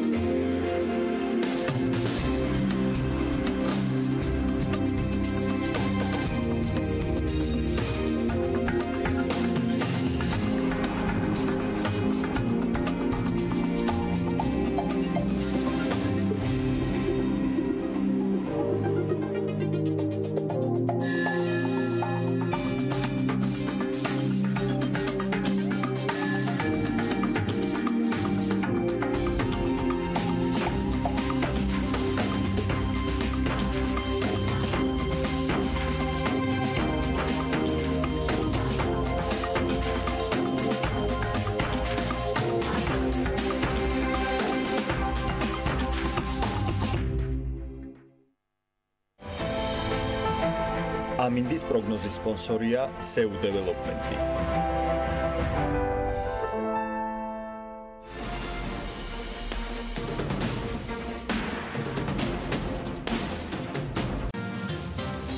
ბავშვთაკვება, კოსმეტიკა და ფარმაცია ეს არის ის სფეროები, სადაც გადამუშავებული ვირის რძე გამოიყენება. თუმცა როგორც აღმოჩნდა, ქართულ სამედიცინო სფეროში მისი მკურნალობის მიზნით მოხმარებაც ხდება. აი, რომელ დაავადების დროს იძლევა ვირის რძის მიღება განსაკუთრებულ შედეგს და რა რეკომენდაციებით შეგვიძლია ვისარგებლოთ, მოდი ჯერ ვნახოთ სიუჟეტი და შემდეგ უკვე ნინო ზამბახიძის რუბრიკასკენ გადავინაცვლით. ამბობენ, რომ ერთი წვეთის სახედრის რძე 100 მილიონზე მეტ უწვრილეს ცხიმის ბურთულას შეიცავს, რომლებიც 300-მდე სასარგებლო ნივთიერებითაა მდიდარი, მათ შორის კალცით, ფოსფორით, ომეგა-3-ით და ომეგა-6-ით. სოფლიოს სხვადასხვა ქვეყანაში ვირის რძეს ფართოდ გამოიყენებენ როგორც გადაუმუშავებელი სახით, ისე კოსმეტიკური და ფარმაცევტული პროდუქციის წარმოებაში. როგორც აღმოჩნდა, გადაუმუშავებელი სახით ვირის რძის გამოყენების პრაქტიკა არსებობს ქართულ სამედიცინო სფეროშიც. ბავშვთა ინფექციური კლინიკური საავადმყოფოს ინტენსიური განყოფილების გამგი ამბობს, რომ ვირის რძეს პაციენტებს უკვე 30 წელია მწვავე ინფექციური დაავადების ყივანა ხველის დროს უნიშნავს. ერთი ჩაის კოპლი სამჯერ დღეში 3 დღე მინიმუმ. რასაკეთებ ვირის რძე ჩემ პრაქტიკაში? ნაკლებად იქნება ხველის პერიოდი, არ იქნება საშინელი სპაზმური, რომელიც უფრო ღამე ჭირს 10-20 შეიძლება ხველის აი ესეთი 24 საათი. ვიტალი ხარაშვილი ამბობს, რომ ყივანა ხველის დროს ვირის რძე ერთადერთი საშუალებაა, რომელიც პაციენტის მდგომარეობას აუმჯობესებს. 30 წლიან პრაქტიკაზე დაყრდნობით ხარაშვილი ამტკიცებს, რომ შედეგი ყოველთვის დადებითია. მე აკეთებს იმ ჩემი ჯერ კლასიკური მიდგომა, სისხლის ანალიზი, რენტგენი და ნარჩენი ალერგოლოგის კონსულტაცია, თუ ეს არ არის ასეთი სიტუაცია, რომელიც საერთო მედიკამენტი სჭირდება, ამ დროს ინიშნება ვირის რძე. რაც ჩემი პაციენტი, ჩემ ხელში, ჩემი პაციენტები ძალიან კმაყოფილი. როცა ნიშნებ აი ესეთი უკრება რა უმი ვირის რძე უნდა დალიოს ჩემი შვილი. მე ვთხარი დიახ, თუ გინდა რომ ბავშვი იყოს ნაკლებად. ეს არ არის კურნალობა, კალბატონა, ეს არის დახმარება. აღსანიშნავია, რომ ვირის რძის პროდუქტები საკმაოდ ძვირად ღირებულია. 1 კილო ვირის ყველი 1500 ლარი, ხოლო 1 ლიტრი რძე 60 ლარი ღირს. თათიას ძალიან ინფორმაციული სიუჟეტი ჰქონდა, როგორც ყოველთვის, თუმცა გაცილებით მეტი კითხვებისთვის პასუხებს ამზადებს ნინო ზამბახიძის რესპონდენტი, დღეს ფერმერთა ასოციაციის თავმჯდომარე, ბატონ თემურ ლომიძეს სახედარის დამფუძნებელს, ასეთი კომპანიის დამფუძნებელს უმასპინძლებს. ბატონი თემური ხშირად ყოფილა ჩვენთან, თუმცა ასეთი მაღალ პროფესიული, ასე ვთქვათ, ინტერვიუერი ჯერ მე მგონი არ შეხვედრია, ასე რომ ნინოს მივესალმები კიდევ ერთხელ. მადლობა მას, რომ მსგავსად შესანიშნავი ხუთეულისა არ მიმატავა მე ამ გამოცდის ჟამს, უმძიმეს განკითხვის კვირეულში საქმიანი დილის სტუდიაში და არის კვლავ ერთგულად ჩვენთან ერთად და მას წარმატებულ ეთერს უსურვებ, დარწმუნებული ვარ, ეს ასეც იქნება. მოგესალმები გიორგი, მივესალმები ჩვენს მაყურებელს და ასევე მსმენელს. მართლა ძალიან საინტერესოა იქიდან გამომდინარე, რომ ჩვენ ხშირად საუბრობთ პირველი იმაზე, რომ ჩვენმა შვილებმა აუცილებლად უნდა მიიღონ რძე, ეხლა განსაკუთრებით აქტუალური გახდა ვირის რძე და ასევე ხშირად საუბრობდით იმაზე, რომ ძალიან ძვირი ღირს სხვადასხვა ქვეყანაში ყველი, თუმცა გავარკვიეთ, რომ სოფლიოში ყველაზე ძვირად ღირებული სახედრის ყველი არის, სწორედ ვირის ყველი, რომელსაც ქვია პიულ და ესე მოიხსენიებენ, განსაკუთრებით ეს ძალიან ესეთ დიდი პოპულარობით სარგებლობს ხუთვარსკვლავიან სასტუმროებში, იქიდან გამომდინარე, რომ მისი ღირებულება საქართველოსგან განსხვავებით 1500 ფუნტ სტერლინგსაც კი აღემატება ხშირ შემთხვევაში. ჩემი დღეს ძალიან საინტერესო რესპონდენტი არის, იქიდან გამომდინარე, რომ მან პირველად გადაწყვიტა საქართველოს რეალობაში, მიუხედავად იმისა, ჩვენ ხშირად გვსმენია, რომ ვირები და სახედრები, ესე ვთქვათ, კახეთისთვის ყველაზე დამახასიათებელი იყო და ძირითადად ისინი მხოლოდ გარკვეულ ტვირთს გადაზიდავდნენ ხოლმე, ან მიდიოდნენ, ასე ვთქვათ, ნახირში და მეცხვარეს მიყვებოდნენ ხოლმე. თქვენ გადაწყვიტეთ, რომ გექციათ ბატონ თემურ ბიზნესი. რატომ მიიღეთ პირველ რიგში ეს გადაწყვეტილება და მე უკვე სხვადასხვა სახის კითხვას დაგისურვებთ? დიდი მადლობა, გამარჯობათ ნინო, გამარჯობა გიორგი, გამარჯობა ჩვენ მაყურებელს, მივესალმები. ეს გადაწყვეტილება, იმიტომ მივიღეთ პირდაპირ კითხვას რომ უპასუხოთ, რომ საქართველოში პრეცედენტი არ არის. ისეთ როგორ არის, თუ იტალიაში საბავშვო ბაღის ბავშვები სვავენ ყოველ დილით 30-50 გრამ ვირის რძეს, რატო არ უნდა დალიოს საქართველოს მომავალმა თაობამ? რატო არ უნდა ვიყოთ ჯანმრთელები და რატო არ უნდა გქონდეს გარანტირებული ჯანმრთელი ცხოვრება? აი ამის საწინდარია ეს სახედრის რძე. გადაწყვეტილება რა ვიცი, ახლა ცოტა ისე სპონტანურად მივიღეთ, მაგრამ არსი ეს იყო ჩადებული ძირითადი.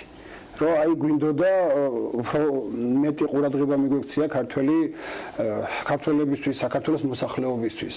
რა ძალიან მთავარი არის პრინციპში ეს ვიცით რომ უცხოეთშია მეცნიერულად დამტკიცებული ეს პრაქტიკა და იციან რომ ძალიან სასარგებლოა ჩვენს რეალობაში მე რაც გამიგია მხოლოდ ბატონი ვიტალი ხარაშვილი ურჩევს ხოლმე მის პაციენტებს და ჩემი შვილებიც ყოფილან ესე ვთქვათ თქვენი მომხმარებლები იქიდან გამომდინარე მან ძალიან სწორად აღნიშნა რომ ის ბევრად აუმჯობესებს მდგომარეობას ეს არის მედიკამენტი ეს არის პროფილაქტიკა აბსოლუტურად მართალია ბატონო ვიტალი ეს აუმჯობესებს ბავშვში იმუნოსისტემას ძალიან მაღალ დონეზე წევს მე და ანუ თავისთავად ცხადია მე ებრძვის ეს ბავშვის ორგანიზმი ყველანაირ დაავადებას რომელიც ესეთი ძალიან გავრცელებულია საქართველოს და არა მარტო საქართველოს მასშტაბით ამიტომ ეს არის მისაღები ყველასთვის პირველ რიგში ჯანმრთელი ბავშვებისთვის. იმიტომ რომ ეს აუცილებელია, რომ ეს ბავშვი არ იყოს მაგის იმუნოსისტემამ არ დაიწიოს დაბლა და არ იყოს მიდრეკილი დაავადებების ადვილად ათვისების მიხედვით.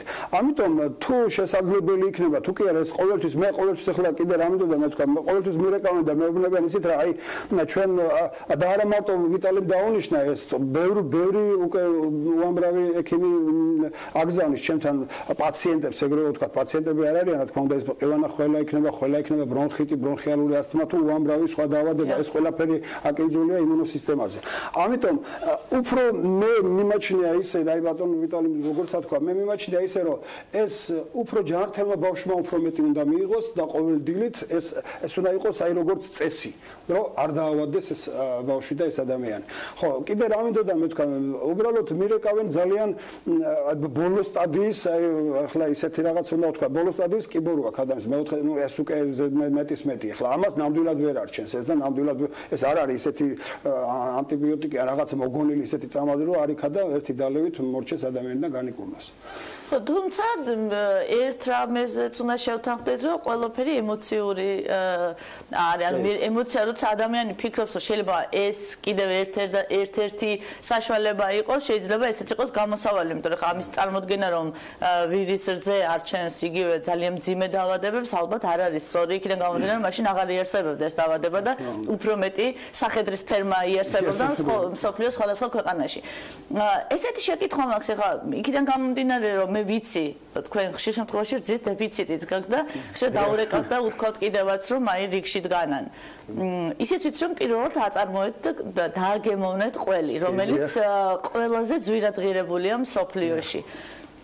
პირველი როგორ გარისკეთ რო გააკეთეს ყველი იმიტომ რომ ახლა რო გადავიყვანოთ ლარებში მართლა 1500 ლარი გამოდის ნუ ევროპა 1 კილო ყველს სჭირდება 25 ლიტრი რო 25 ლიტრი და ძალიან ძნელი დასაყენებელია პირველად რო ვცადე გამიფუჭდა აღიარებ იმიტომ რომ მე არ ვარ მაგის მწარმოებელი და ჩემი პრაქტიკის მიხედვით 5 ლიტრი გავაფუჭე ნუ ვერ ამოვიყვანე ნუ არ შედედა მე ძალიან ბევრი ვიწვალე ნუ რაღაც სპეციფიური რაღაც გაცხელება უნდა სპეციფიური კვეთი ნუ რთულია.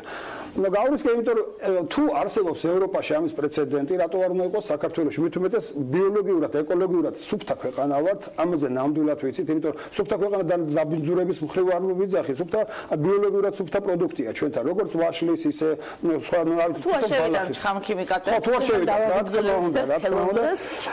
და ამოვიდა 1 კილო, ნუ გამო 25 ლიტრი რო გადაიყვანოთ, ზუსტად 1500 ლარი გამოდის, მაგრამ ჯერ პირველი ვერ გამოჩნდა.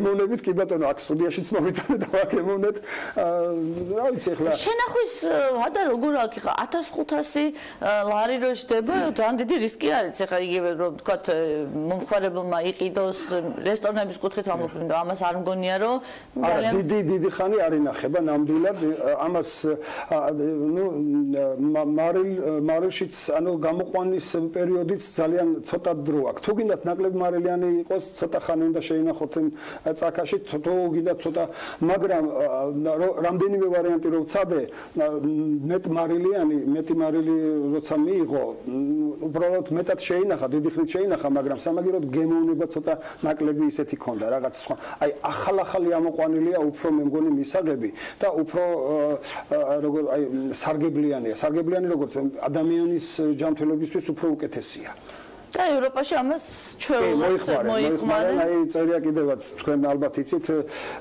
ნოვაკ ჯოკოვიჩი ჩოგბურთელი სოფლიოში სახელგანთქმული მაგას რესტორნების მკცელი აქვს და სერბეთში ყიდულობს თავის ალბათ ფერმაც აქვს არ ვიცი და ნუ თავის რესტორნებისთვის იყენებს. ხო ნუ სერბეთში ვიცი რომ ძალიან გავრცელებულია და არა მარტო სერბეთში ინგლისშიც არის ინგლისში კი ესეც ამოვიკითხე რომ ინგლისში არის საკმაოდ ძვირადღირებულ სასტუმროებში და რესტორნებში გავრცელებული.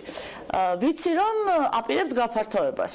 გაფართოება და რა თქმა უნდა ბევრი გამოწვევა არის როგორც მესაქონლეობის კუთხით დარწმუნებული ვარ რომ თქვენ პრინციპში საქართველოს რეალობის პირველი პრეცედენტი ხართ რომელსაც ესეთი სახედრის მსხვილი ფერმა გააჩნია.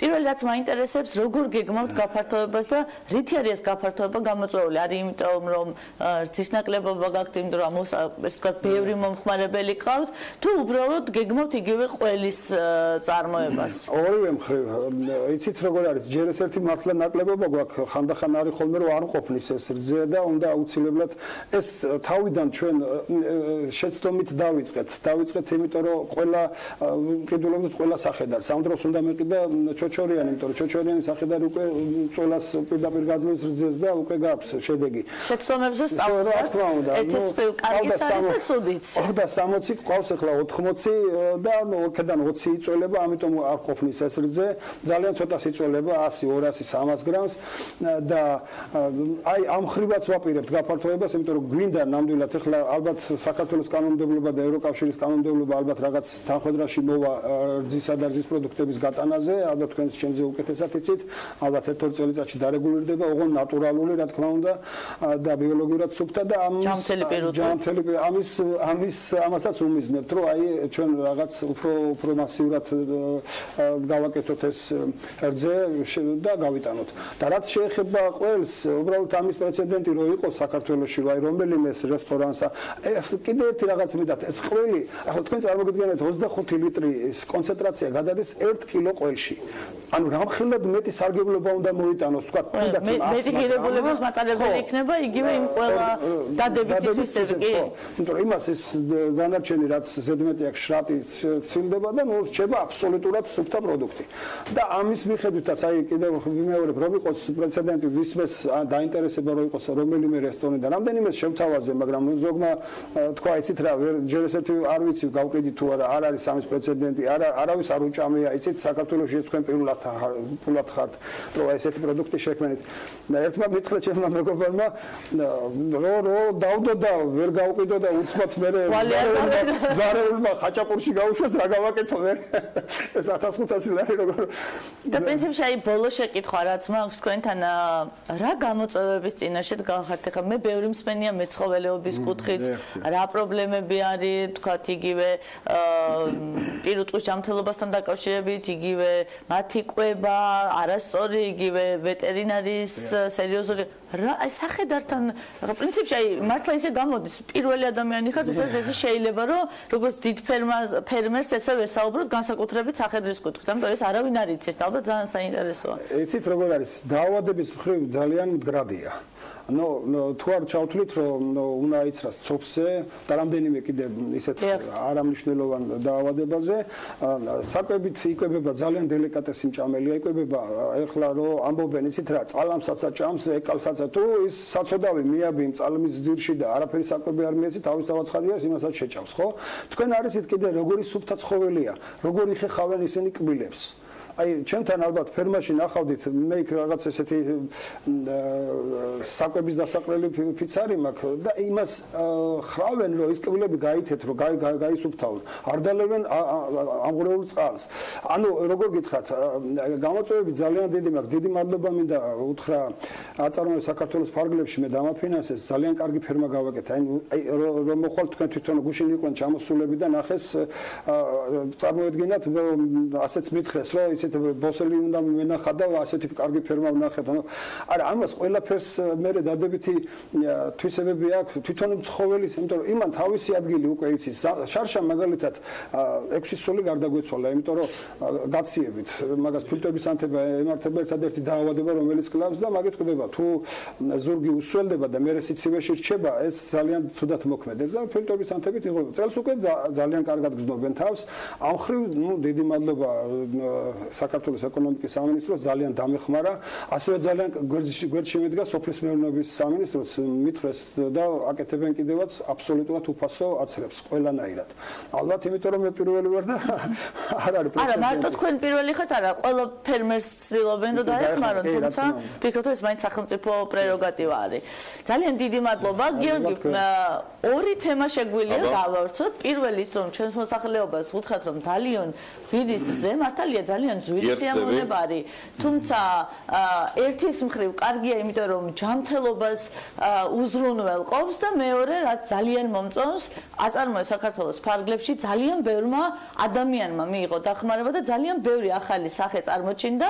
ჩვენ ხშირად ვამბობთ რომ ინოვაციები ჩვენ ქვეყანას ძალიან ჭირდება და მიმეცია რომ სახედრის ფერმაც ერთ-ერთი ინოვაციური მიდგომაა სოფლის მეურნეობაში. ნინო, ორთავე თემაში გიერთდები, ერთის დადასტურება მოვასწარი, რაც შეეხება აწარმოე საქართველოს შენიცი ჩემი დამოკიდებულება ყველანაირი ამ პროექტის მიმართ ჩვენი მხარდაჭერა მათ ყოველთვის აქვთ. გარდა შენი ორი მითითებული თემისა, კიდევ მესამე თემა აღმოაჩინე და ამისთვის სპეციალური მადლობა შენ და კომპანია სახედარის დამფუძნებელს და მმართველ პარტნიორს ბატონ თემურ ლომიძეს.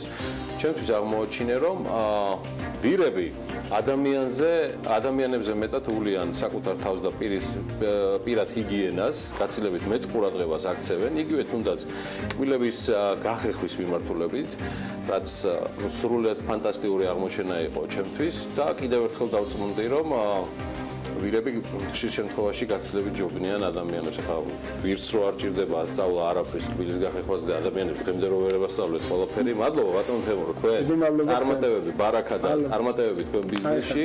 მადლობა ნინო სამბახიძეს მორიგი მაღალ რეიტინგული და სუპერ საინტერესო ეთერისთვის ძალიან მაგარი გამოვიდა. ჩვენ კი ახლა უბრუნდებით ჩვენ სტუდიას და ვიდრე ქარიშხალები დატრიალდება აქ ქალების ნარატივი, აუცილებლად უნდა მოგახსენოთ და კიდევ ერთხელ ასე თქვა ვახსენო, რა კაია რო არ მოიხსენიებ, ვახსენო მხოლოდ ჩვენ ხუთი თანამშრომელი, რომელიც ამერიკის შეერთებულ შტატებში სტაჟირობაზე იმყოფება. კიდევ ერთხელ მინდა მადლობა გადაუხადო აირექს და ამერიკის საელჩოს ამ არჩევანისთვის, რომელმაც ფაქტიურად არ ვიცი მე რა მიქნა, მაგრამ ვიცი რა კონდიციაში და რა კალიბრი დაგვიბრუნდებიან ჩვენი არაჩვეულებრივი კოლეგები და პარტნიორები და პროდიუსერები და წამყვანები, ყველანი იქ არიან ამერიკის შეერთებული შტატებიდან და მინდა გაგაცნოთ ახლა უფრო ახლოს ის გუნდი, რომელსაც თქვენ ძალიან კარგად იცნობთ, მაგრამ კიდევ ერთხელ რომ დაწმუნდეთ BMG-ს უკტაობაში თეორა გელანტია, რომელსაც ძალიან კარგად იცნობთ, არის ზუსტად ის ადამიანი, რომელიც აი 15 წუთის განმავლობაში ჩემთან ერთად ისმენს ეს საინტერესო რუბრიკას ნინო ზამბახიძის ვირების მიერ გაცილებით მეტად პირადი ჰიგიენის ყურადღებამაც კი ვერ მოსწვიდა იგი ტელეფონს, გეგმავს, არის ერთ ამბავში სრულიად განსხვავებულ ამპლუაშია თელარა მეოთხე დღეა და იგი საქმის კურსის პროდიუსერია და მთელ ამ დაგეგმვას ერთობლივად ახორციელებს პირადად, როგორც ბექა ბაციკაძე მოსწრებულად იხუმრა, თემურ ქეძბაიას მაგალითზე მოთამაშე მწვრთნელის ფუნქცია აქვს თელარა, როგორ მიდის BMG-ში შედარებით, მოდი ესე ვიტყვი, განსხვავებული ამპლუა, იმიტომ რომ ჩვენ ადრე ერთი-ორჯერ გქონდა მცდელობა თამონა ქემერტელიძის იშვიათი მოცულობის გამო, რომ შენ ყოფილიყავი დაკავებული პროდიუსერის ფუნქციით. რა უფრო საინტერესოა ამ ეტაპზე? თუ ორთავე კარგი გამოცდილებაა ჯამში რეპორტიორობა და პროდიუსერობა. აბა მითხარი, გამიზიარე. რომ 1+ და ხიბლი პროდიუსერობის ისა რომ ხანდახან როცა დრო არ იყო ეთერში და სტუმრებს მე დროს ვუთმობდი, თამონა ყურში მეუბნებოდა რომ შენი დრო არ არის და ხვალისთვის გადაინაცვლა. ახლა ეს ჩემი პოზიცია მაძლევს საშუალებას რომ პირველი ჩავერთო, ასე ვიყავი გუშინ, ასე ვიქნები დღესაც ეს ხუმრობით. რა თქმა უნდა, პასუხისმგებლობა დიდი მით უმეტეს შეცვალა თამონა ქემერტელიძე, მაგრამ მადლობა მინდა ვუთხრა პირველ რიგში გუნდს, ბავშვებს, რომლებიც ყველანაირად ცდილობენ რომ ეს არ მაგრძნობინონ და ასევე რესპონდენტებს, ბიზნესმენებს უწყებებს, რომლებიც ისე პასუხობენ როგორც თამონა ქემერტელიძეს და მადლობა მათ ამისთვის. დღევანდელ თემებს რაც შეეხება, საკმაოდ საინტერესო გადაცემას ვუმზადებთ, ფიქრობ მაყურებელს, ვისაუბრებთ საკმაოდ ვრცლად ჩინეთთან თავისუფალ ვაჭრობაზე, ეკონომიკის მინისტრის მოადგილედი ახალი აქცენტებით იქნება ჩვენი სტუმარი, ასევე დავით ჯალაღონიას ძალიან საინტერესო სიუჟეტი ჩინეთიდან ქართულ ღვინოზე. სხვათა შორის ასევე გამოვთხოვეთ სტატისტიკა ჩინეთში ქართული ექსპორტიორი კომპანიების და წამყვან ათეულში არიან ღვინის კომპანიები და მე იმედი მაქვს რომ რადგან უკვე ახალი რეჟიმი გვაქვს და ახალი დღის წესრიგი ჩინეთთან, სხვა ბიზნესიც ესე წარმატებით შევა მსოფლიოს ნომერ მეორე ეკონომიკის ბაზარზე. ბევრი სხვა საინტერესო თემა გვაქვს, მაგრამ მოდი ვნახოთ ვიდეო ვერსია და შემდგომ უკვე ისე დავასრულოთ საქმიანი დილა. საქმის კურსით დავტყვეთ ჯერჯერობით მხოლოდ ანონსით.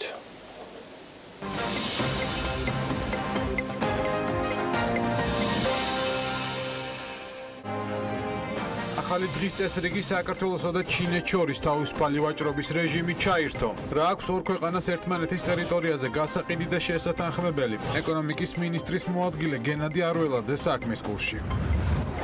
ახალი რეალობის გათვალისწინებით მუშაობის რა სქემაზე გადადეს ჩინეთში საქართველოს საელჩო. დავით ჯალაღონიას ინტერვიუ ჩინეთში საქართველოს ელჩთან.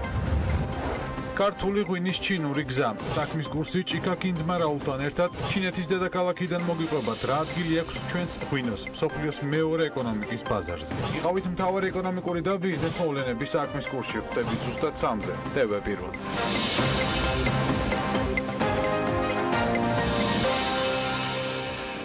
თითქმის მილიარდნახევრიანი ბაზრის კარი საქართველოსთვის ღიაა.